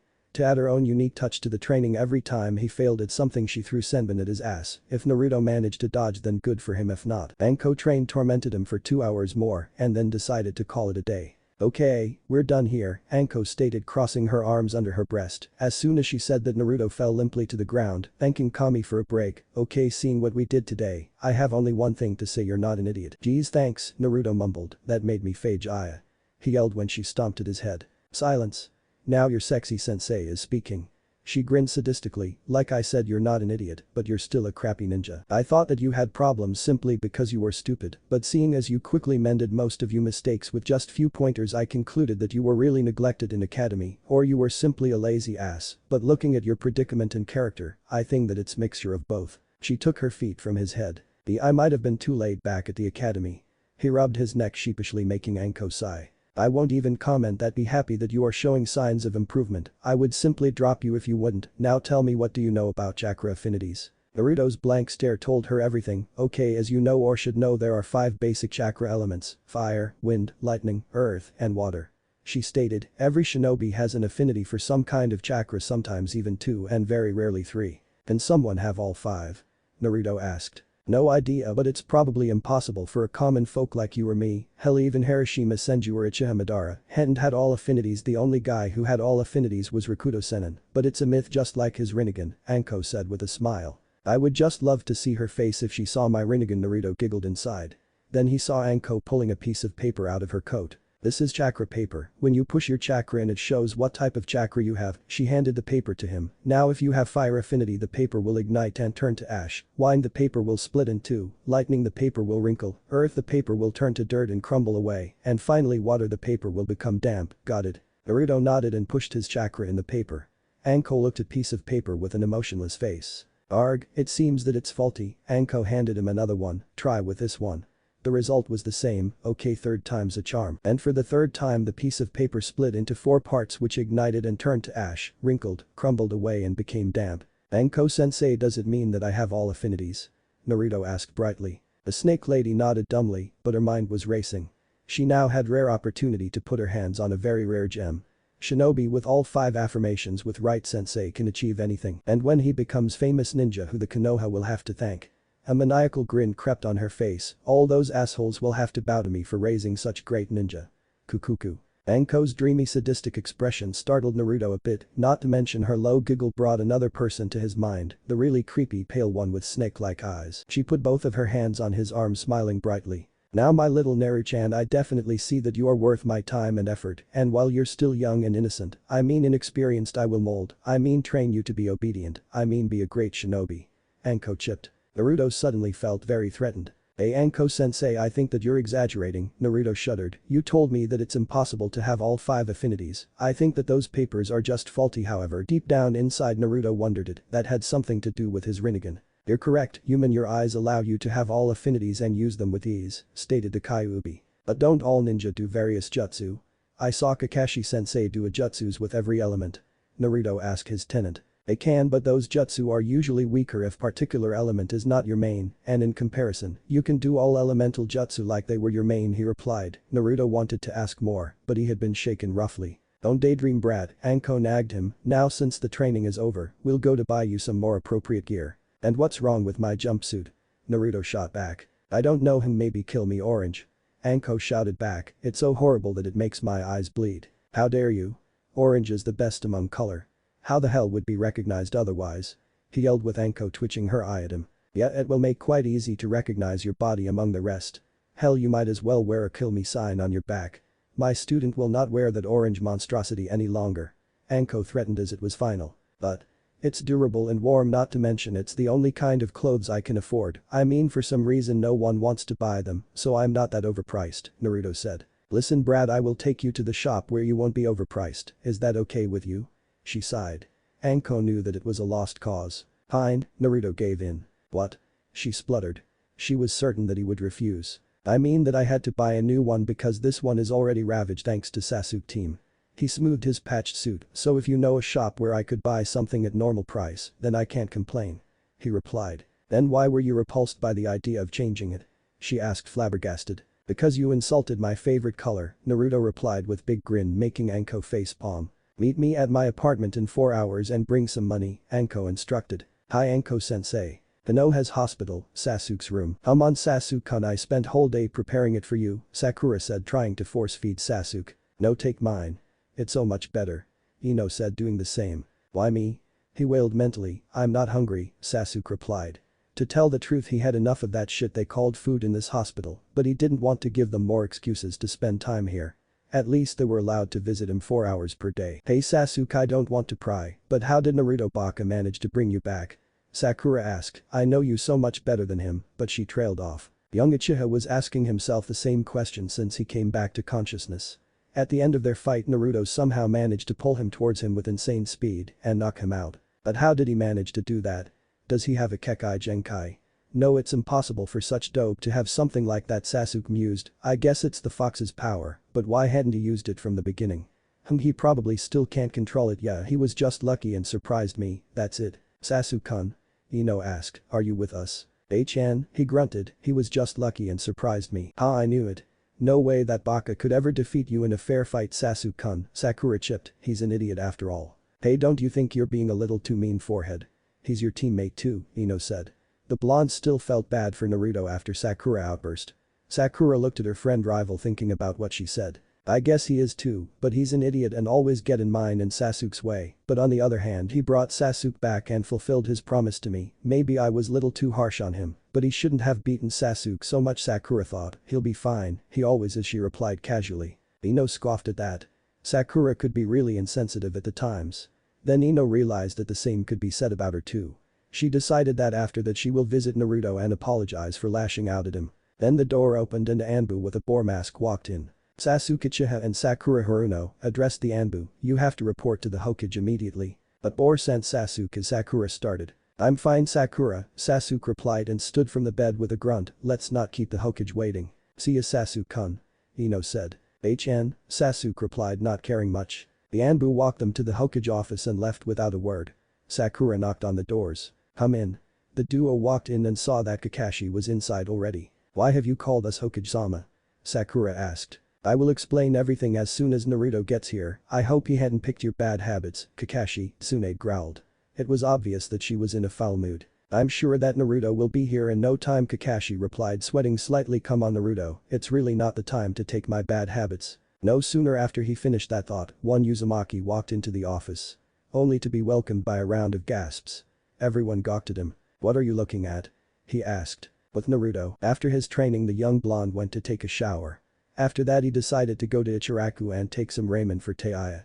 He went to the hospital and knocked. Hey, it's me, can I come in? Naruto asked, wanting to prevent further incidents. Yeah, Tayuya responded from the other side of the door. He walked inside and handed her steaming bowl of ramen which she accepted with gratitude. So how do you feel today, Tayuya-chan? He asked. Peachy, she replied. Because she couldn't use curses for a week she decided that sarcasm would suffice for now, but her only miscalculation was that her caller was Naruto. That's great. He exclaimed, you will be out of here in no time. Yeah, she sighed, the head nurse said that I could ride in wheelchair when they take this casts off me in about a week. So soon? You heal fast too? He asked amazed. Nah, apparently Milk Tank did a great job and healed my legs to the point that I can walk again in 3 weeks. Okay, then I give you a tour around the village, Naruto stated, and I will show you where I live. That will give me time to mentally prepare for that, Tayuya mumbled. Do you know why Milk Tank wanted us to live together? No idea, probably just to get back at me for calling her granny. He replied. Hey. How the hell living with me is getting back at you? Tayuya yelled. I could name few reasons, he mumbled and narrowly avoided knife. Hey, how the hell are you getting all this knives and forks? The hospital only has plastic ones. It's for me to know and for you to guess shit, she started. Language, Tayuya, Naruto nagged her. Anyways, can I ask you a question? It's not like I can stop you, Tayuya sighed. Why were you working for Orochimaru? He asked, you don't seem that bad. And what the F, you won't stop pestering me until I tell you, eh?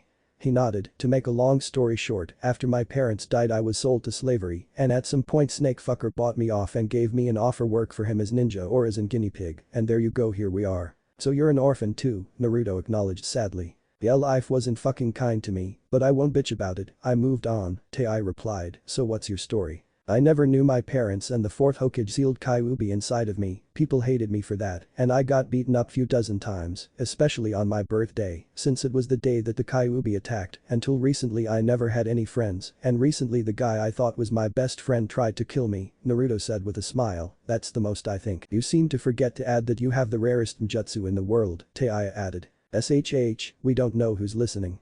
He shushed her, I want to keep that a secret. I know, guess with how popular you are in the village, they would turn you into breeding bull in no time.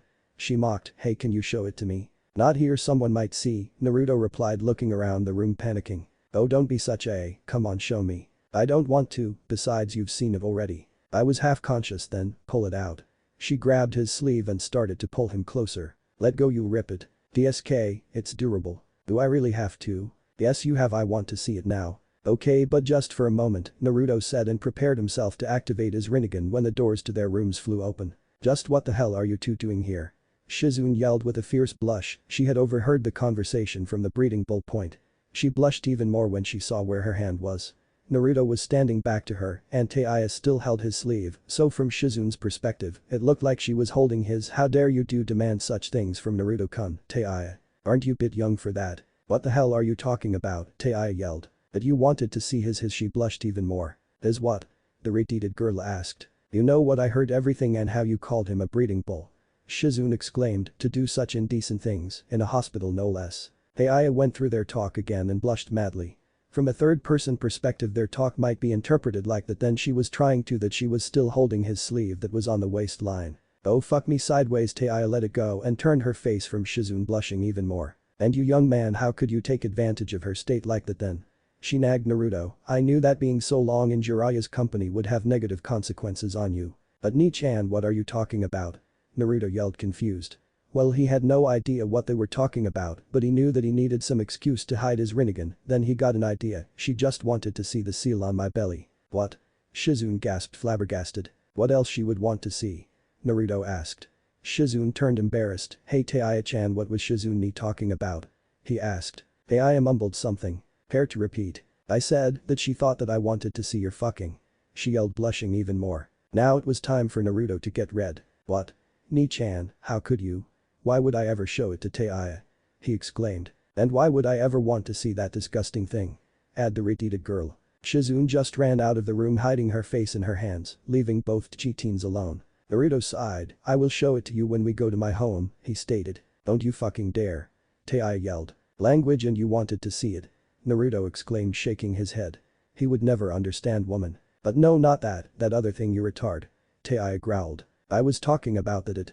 Are you some pervert so that you want to see the other it so badly? Rah. Anko's apartment and then whole Konoha will bow to me the great and sexy Anko-sama for terraining the Ulimate ninja Kukikuku. She cackled madly. Her gloat was interrupted by the doorbell.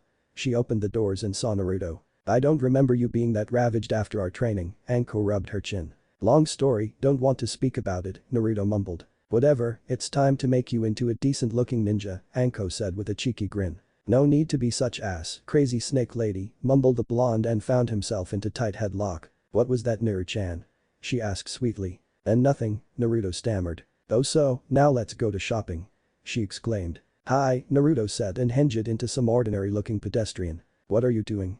She asked. It's easier this way, Naruto replied, I guess I should have done it earlier, under hinge no one will overprice me or chase me out of their store. Anko furrowed her eyebrows. Naruto I want you to listen very carefully now, Anko put her hands on his shoulder and looked into his eyes. Never be ashamed of who you are no matter the consequences. While your current method is effective in some situations you will later realize that you're using it more often and ultimately it will become a habit. She told him. Anko-sensei did you have the same problem? Naruto asked dropping his hinge. Yes I did some time ago, but at one point some people helped me to be myself and stop hiding, and well more or less it worked. She grinned, don't let people's hate change the view on yourself, it's not even your fault that they hate you. Naruto's eyes widened. You know who I told? He asked. Yeah every jonin even special ones are briefed about you, Anko said, but don't worry Brad, I don't think that you are a demon. Thanks Anko-sensei and I don't think of you as traitor too. She replied surprising her, Orochi team is at fault here, not you. Anko felt touched a little, she rarely heard those words from anyone. But how did you guessed?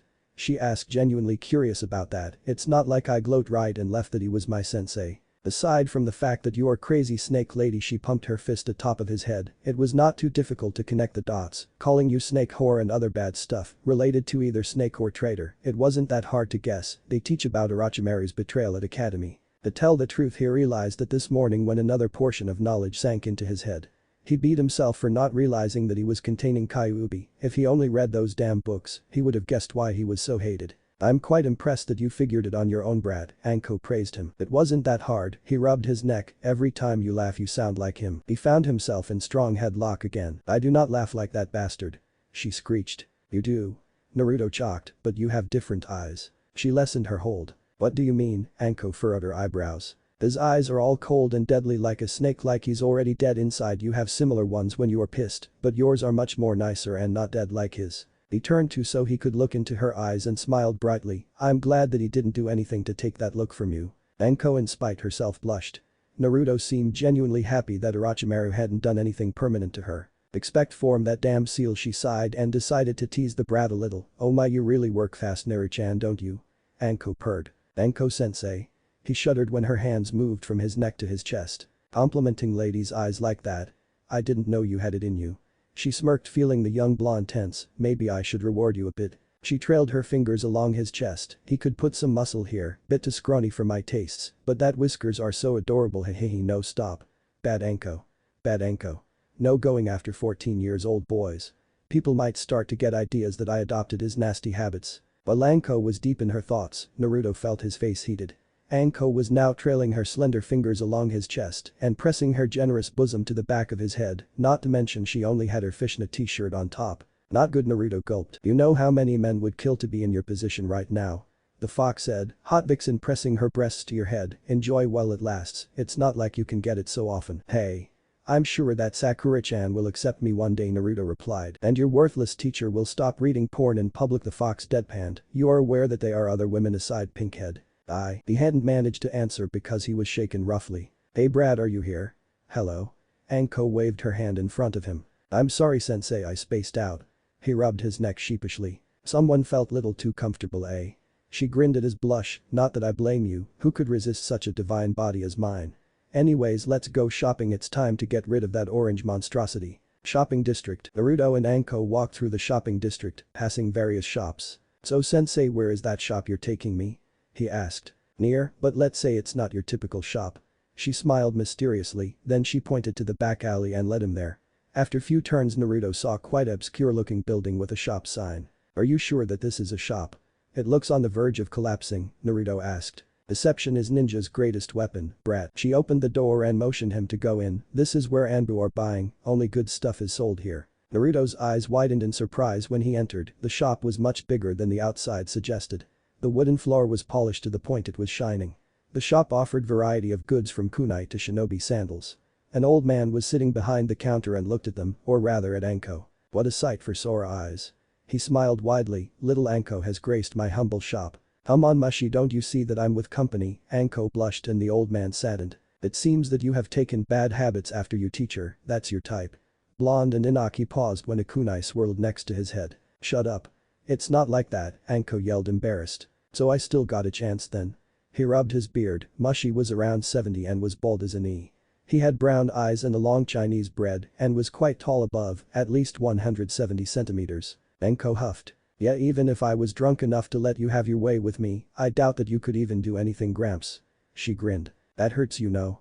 He cried with fake anime tears. And secondly, I doubt that your wife would be happy to hear about what you just said. Okay, I'll stop. Mushi waved his hands frantically, but won't you introduce that young man to me? He's my newest unofficial apprentice, Naruto Uzumaki. The sadistic ninja proclaimed. Nice to meet you, Mushi Jiji, Naruto smiled brightly. Likewise, Naruto-san, now how can I help you? He asked. It needs new gear, Anko stated. I guess that much, Mushi at him looked critically. Honey. He shouted. In about 2 minutes, elderly woman also around 70 walked from the back room. She had short gray hair tied in a bun and green eyes. She was wearing some outdated tunic. Yeha no, it's Anko-chan. The woman smiled and hugged Anko. How's it going, dear? But I brought a guy here who desperately needed a fashion advisor, Anko pointed at Naruto. Dear Kami. Come now with me, young man, we'll find you some normal clothes immediately. The young blonde was about to protest, but older woman silenced him with a gaze and dragged him deeper into the shop. When out of reach, Mushi spoke silently. Anko-chan, you know that associating with that boy will cause you troubles. Not I have anything against him, but I'm worried about you. I know Gramps, but I don't want to abandon him simply because people hate him more than me, it would make me feel like a hypocrite. She said. But I don't want to ever see you again hiding in my shop when mobs were chasing you, Mushi sadly remembered. I can take care of myself now, I'm only regretting now that I hadn't collected him sooner, it's a miracle that he hadn't turned into a psycho yet, Anko sighed. I'm so sad, me and my wife weren't able to prevent you from turning into such a psycho, Mushi wiped off his fake tear. What the hell? You really want to get the taste of my fist this time? She yelled. No, your lips would suffice, Mushi grinned perversely. You damn old perv. She blushed. Oh come on, don't blush like a schoolgirl, you think I don't hear rumors about you? He chuckled, you're not that innocent, but still far too inexperienced to give me even a challenge and teasing. Okay yeah. Granny AI. Grandpa Mushi is being perverted to me again. Anko shouted. The Kai shoot them from the other side of the shop and loud thudding steps could be heard. Mushi started to sweat. I'll go check on Naru-chan, have fun. With Naruto, now young man we'll need you to get you something more ninja-like. She started to pick various clothes, try this, and I will go to find some more. Naruto went to the dresser, and I went searching for more clothes when Granny AI. Grandpa Mushy is being perverted to me again. Her dear surrogate granddaughter shouted. Oh that old mushroom looks like the last beating wasn't enough, she cracked her knuckles. On her way she passed a sniffling Anko, it only added oil to the fire. As soon as I passed Anko her teary face vanished replaced by sly grin. She walked to the changing rooms. Hey brat you dressed yet? Anko asked frustrated. Yeah, Naruto moved the veil and presented himself. Anko had to admit that the saying the fine feathers makes fine bird had something in it. Naruto was now wearing black high-collar vest with white inner layer, under it was white V-neck t-shirt. He also had chosen a black pair Anbu cargo pants with black and white sandals. Anko caught herself gawking at Naruto, somehow a completely different person came to her mind. Nice going brat, you finally look presentable, smirked the Kyuubi. Wait I just need to get one more thing. He grinned and ran to the section that had coats. After a few minutes he came back with a black hooded coat with orange flames at the edges, but the most surprising part was the Kyuubi on his back in attack position with his 9 tails around him. Naruto walked to the mirror and looked at himself. He had to admit that he looked way better than in his previous gear. Now Anko had a flashback. Looking at the blonde boy admiring himself in the mirror, a man she looked up to, had a small crush on, came to her mind. With his sun-kissed blonde hair and sky-blue eyes looking with kindness at anyone even a student of a trader, and his white coat with red flames waving at the wind. But it's impossible Yondaime didn't have a son. Anko must, I need to investigate it deeper. So how do you like it Anko-sensei? He asked ripping her out of her thoughts. Are you sure brat? Wearing the Kyuubi like that, isn't it a little provocative? She asked with a mischievous glimmer in her eyes. His eyes had the same look too. I shouldn't be ashamed of whom I am, Naruto grinned, I am me and no one else, and if anyone has a problem with it then let them come. He exclaimed, Anko chuckled and ruffled his hair. Alright, let's go to pay, and then we'll grab something to eat, Anko smiled, they moved to the cache where ravaged Mushy was kneeling next to I. Why look how handsome you look now, I commented, I bet now all ladies will go after you. Naruto blushed at her comment. Thanks, I botchan, Naruto mumbled. Oh he's so adorable. I pinched his cheeks, just like you were.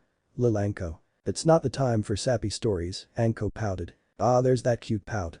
You always did that when you failed something or that last time when you. How much for everything Mushy? Anko growled red from embarrassment. Let's see it will be 134,000 ryo for all, but I can give you a 4,000 discount, Mushy said with Naruto already pulling out his stashed wallet and gave them the sum. Hey since do when you have that much money?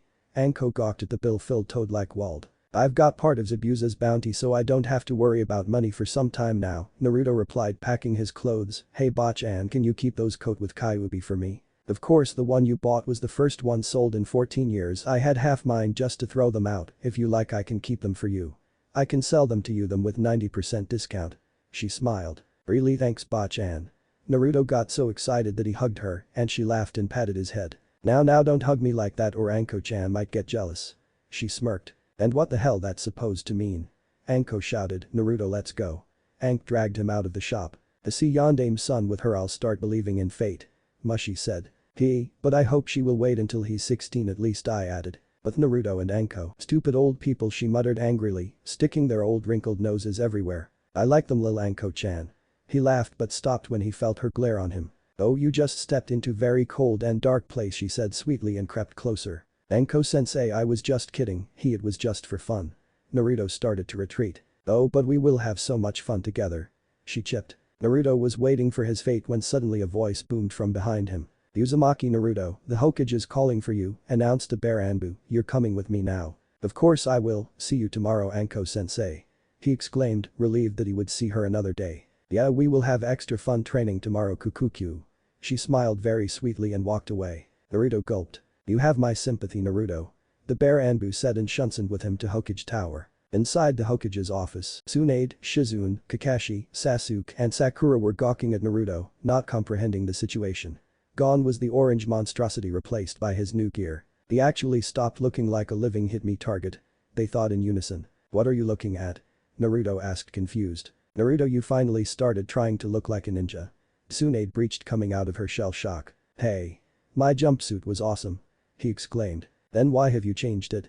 She asked. It was destroyed beyond repair and I couldn't find new one. Naruto half lied. Okay whatever, I called all of you here to discuss the future of Team 7. She started. Naruto looked at his teammates and his sensei, or rather glared at them, especially at Sasuke. The raven-haired boy returned the glare. It seems that this team needs really start to work things from the ground again. Hokage-sama, I believe that I will handle them and correct their mistakes with more intense training. Kakashi said, making Naruto snort. Something wrong, Naruto? Just like you did until now, Kakashi. Naruto spat. It's Kakashi-sensei, Naruto, Kakashi informed. I'll start calling you sensei when you actually teaching me something useful. Naruto pushed. All you ever taught me was a damn tree walking technique and nothing more. Naruto, calm down, Tsunade said. Sorry Ba-chan, but I just can't stand that, Naruto replied. All he's ever done was train Sasuke and left me and Sakura-chan hanging. Naruto, don't speak to sensei like that. Sakura yelled. Yeah, dobe, know your place, Sasuke added with a smirk. Naruto narrowed his eyes at him. I would shut up if I were you damn traitor. He growled. Sasuke scowled at him and moved closer. What did you just say? Sasuke challenged. I told you to shut up, you damn traitor. I don't know why you aren't in a damn prison now. Naruto screeched. Naruto, how dare you to speak to Sasuke-kun like that, you baka? Sakura yelled. The air was thick with tension. Enough. Tsunade roared and stomped, creating a mini earthquake. You will behave in my presence, or I will throw all of you through the damn window. Content with scaring them to silence, Tsunade continued. Answering your question of why the Uchiha brat wasn't imprisoned. The council stated that we can't waste the potential of the last loyal Uchiha in village. She said, making Sasuke smirk, but to prevent his future escapades, a seal will be placed on him, allowing us to localize him everywhere and paralyze him if he attempted to escape Konoha again. What? You can't treat me like that. I'm the elite Uchiha, not some stray dog to be collared. Sasuke exclaimed. Tsunade narrowed her eyes. Listen, you damn prick, I don't give a shit about who you are. She exclaimed, you're lucky that you have the council support, or else you would be rotting in prison for your betrayal, boy, so don't push me. Tsunade stood and walked to him, lifting him off the ground with one hand. She looked him dead into eyes. And trust me, if you piss me off, I will have you strapped to the fucking bed with many tight leather belts and then raped by a dozen of Kunoichi, so you wouldn't be the last Uchiha, thus your special status would be null and void in 9 months, and I would instruct them to not be gentle. Am I clear? Yes, Hokage-sama, Sasuke said in small voice, pale from fear. Everyone, including Naruto, was looking at her with horror. Now that we cleared that, Kakashi, I will have you supervised by one of my men, and I will be given weekly report about their progress, and trust me, you better get your lazy ass to work or else. Understood, Hokage-sama, Kakashi chalked, the threats directed to Sasuke still fresh in his mind. Your team won't go on any missions for about 2 months, it depends how much time it will take for your new member to heal. Tsunade set off track. Ba-chan, you aren't speaking off, Naruto trailed off. Yes, she will be in your team as soon as she heals, it's a part of your mission, of course, Tsunade smiled deviously. Naruto face palmed, more bruises were on its way already. One thing, Ba-chan, I have found myself a sensei already, so can I skip the training with them? Naruto asked, pointing at them, surprising his fellow team. Who are you training with? Tsunade asked, intrigued. With Anko Mitarashi, Naruto announced. Sasuke and Sakura remembered the creepy lady and considered that Naruto went insane, well, more insane at least. Tsunade, Shizune, and Kakashi had one thought in mind. One hyperactive idiot found another. Naruto, are you certain that this is a good idea?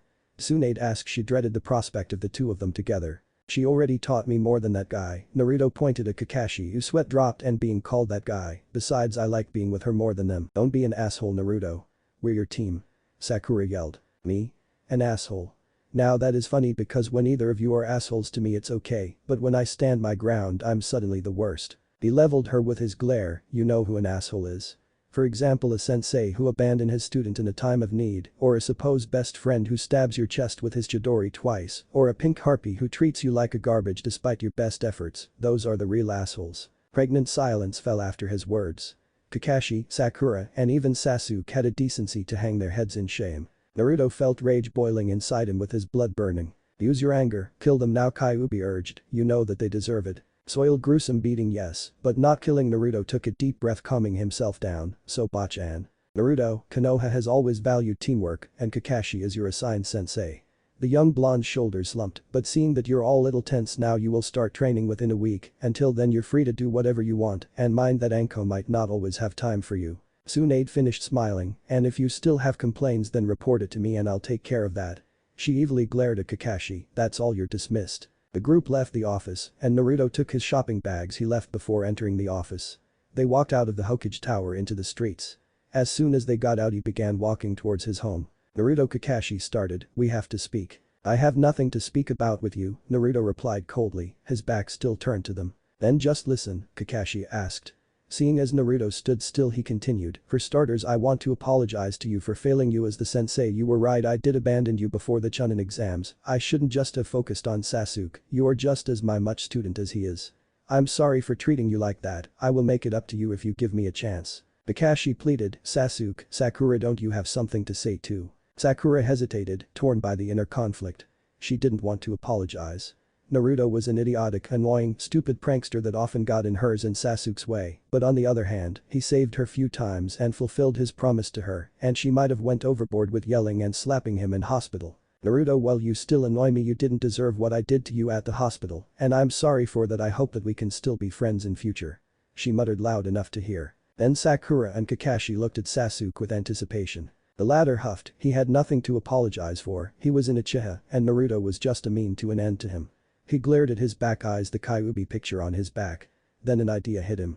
Well, his option for leaving Konoha was closed now, he saw the raw power that Naruto emitted when he used Kyuubi powers, and if I find a way to control it, he grinned inwardly, a devious plan forming in his mind. "I admit that I might have gone slightly overboard with my desire for revenge, Sasuke acknowledged in his aloof manner to not raise any suspicion. Now the rest depended on Naruto.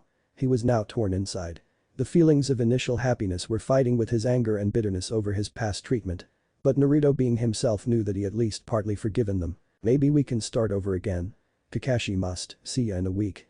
He waved at them and walked away, having small smile on his face. When he walked out of the hearing distance, Kakashi turned to his two students. "Now, as you have seen, we all hurt Naruto in a way, and we have to try to make it up to him, especially you, Sasuke, so maybe you could save what remained of your friendship with him. Go to think over it." Sakura, he addressed her. "Yes."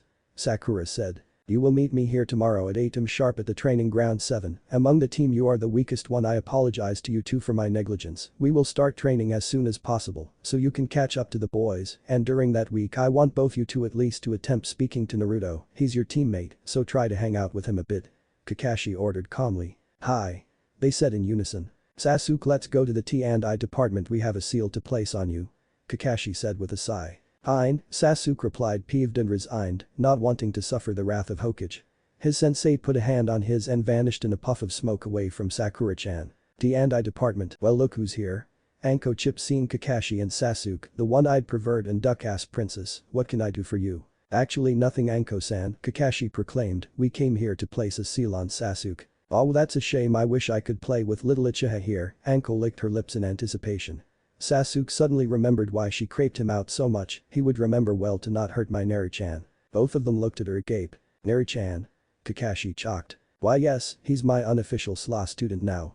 She said happily. "He's my student, you know. The one-eyed Jonin said defiantly. "Really? From what I heard you only taught him tree walking." "That's not much coming from famous copy ninja Kakashi Haddock." Anko laughed at him. "That was only thing he was capable of learning at that time." He replied. "Only thing, HMPH, that porn you read must have really melted your brain." He leaned. "Friggin' shadow clone jutsu. If you focused on training him instead of Princess here you would see his potential." Anko shot back. "And what do you know of his potential? You trained him what 2-3 times?" he asked. "Do actually, and I fixed few things you hadn't bothered to. I have half mind to go to Hokage and ask her to give him to me as an apprentice." Anko pushed, shocking them each for different reasons. Kakashi feared that he would lose a student, and Sasuke fumed that Naruto was offered apprenticeship over him. "Well, we're starting the trainings again on Monday morning, so it won't happen," Kakashi remarked, slightly aggravated. "You're lucky that I have a shitload of work here, Haddock," she said darkly and crept closer, pressing her generous bosom to his chest. He would enjoy it if not for the sharp object pressing to his groin. "He's better be all sappy with happiness after you train here, or trust me, reading about sex will be only thing you can do in future in that area," she said with menace and turned to Sasuke. "And you duck ass, let's say that we will have a long and fun session if you hurt him again." Sasuke paled, remembering Hokage's words about him and the group of Kunoichi. Anko, content with the fear in their eyes, smiled brightly as she brushed Sasuke's raven hair. "Now I got to work, so have a nice day," Anko said, walking away with light kick to her step. "Scary," Sasuke muttered when she was out of ear distance. "I agree, let's get the seal done with already." Naruto's apartment night. Naruto stretched in his bed trying to fall asleep, but he was failing. He was still excited that his team apologized to him, and the fact that Anko showed him that cool shop where he could finally buy some cool gear, especially his new badass Kyuubi coat. "You know that will cause you more trouble than it is worth," Kyuubi said. "It is totally pointless to have such thing," roared the Kyuubi, but deep inside he felt a bit of smug satisfaction that they used to make clothes with his image. It's not pointless, Anko-sensei was totally right, I shouldn't be ashamed of who I am. I should take pride in myself and I wanted to, Naruto trailed off. Spit it out, Brad, I don't have patience for shuddering. Ninetales growled. To show you that I appreciate what you are doing for me, he replied, surprising Kyuubi, all that healing and bothering to teach me how to use my Rinnegan, I'm really grateful, I'm just doing that so you won't die on me by default. I'm doing it just for myself. Kyuubi snapped, growling a bit. I know that I'm often annoying and handful, but know that I'm not ashamed of being your Jinchuriki, it caused me much pain, but now I think it's kind of cool and badass to have you inside me. Go to sleep, kid, the ancient fox replied. Naruto grinned, good night, Kyuubi, the blonde said, and received a low rumble in response. What if Rinnegan Naruto joins Suna and Dōjutsu? Thanks for watching my video till the end. If you enjoy this content, then do consider subscribing to my channel and leave a like if you guys need the next part, comment down, and thanks for watching the video and see you guys in the next video.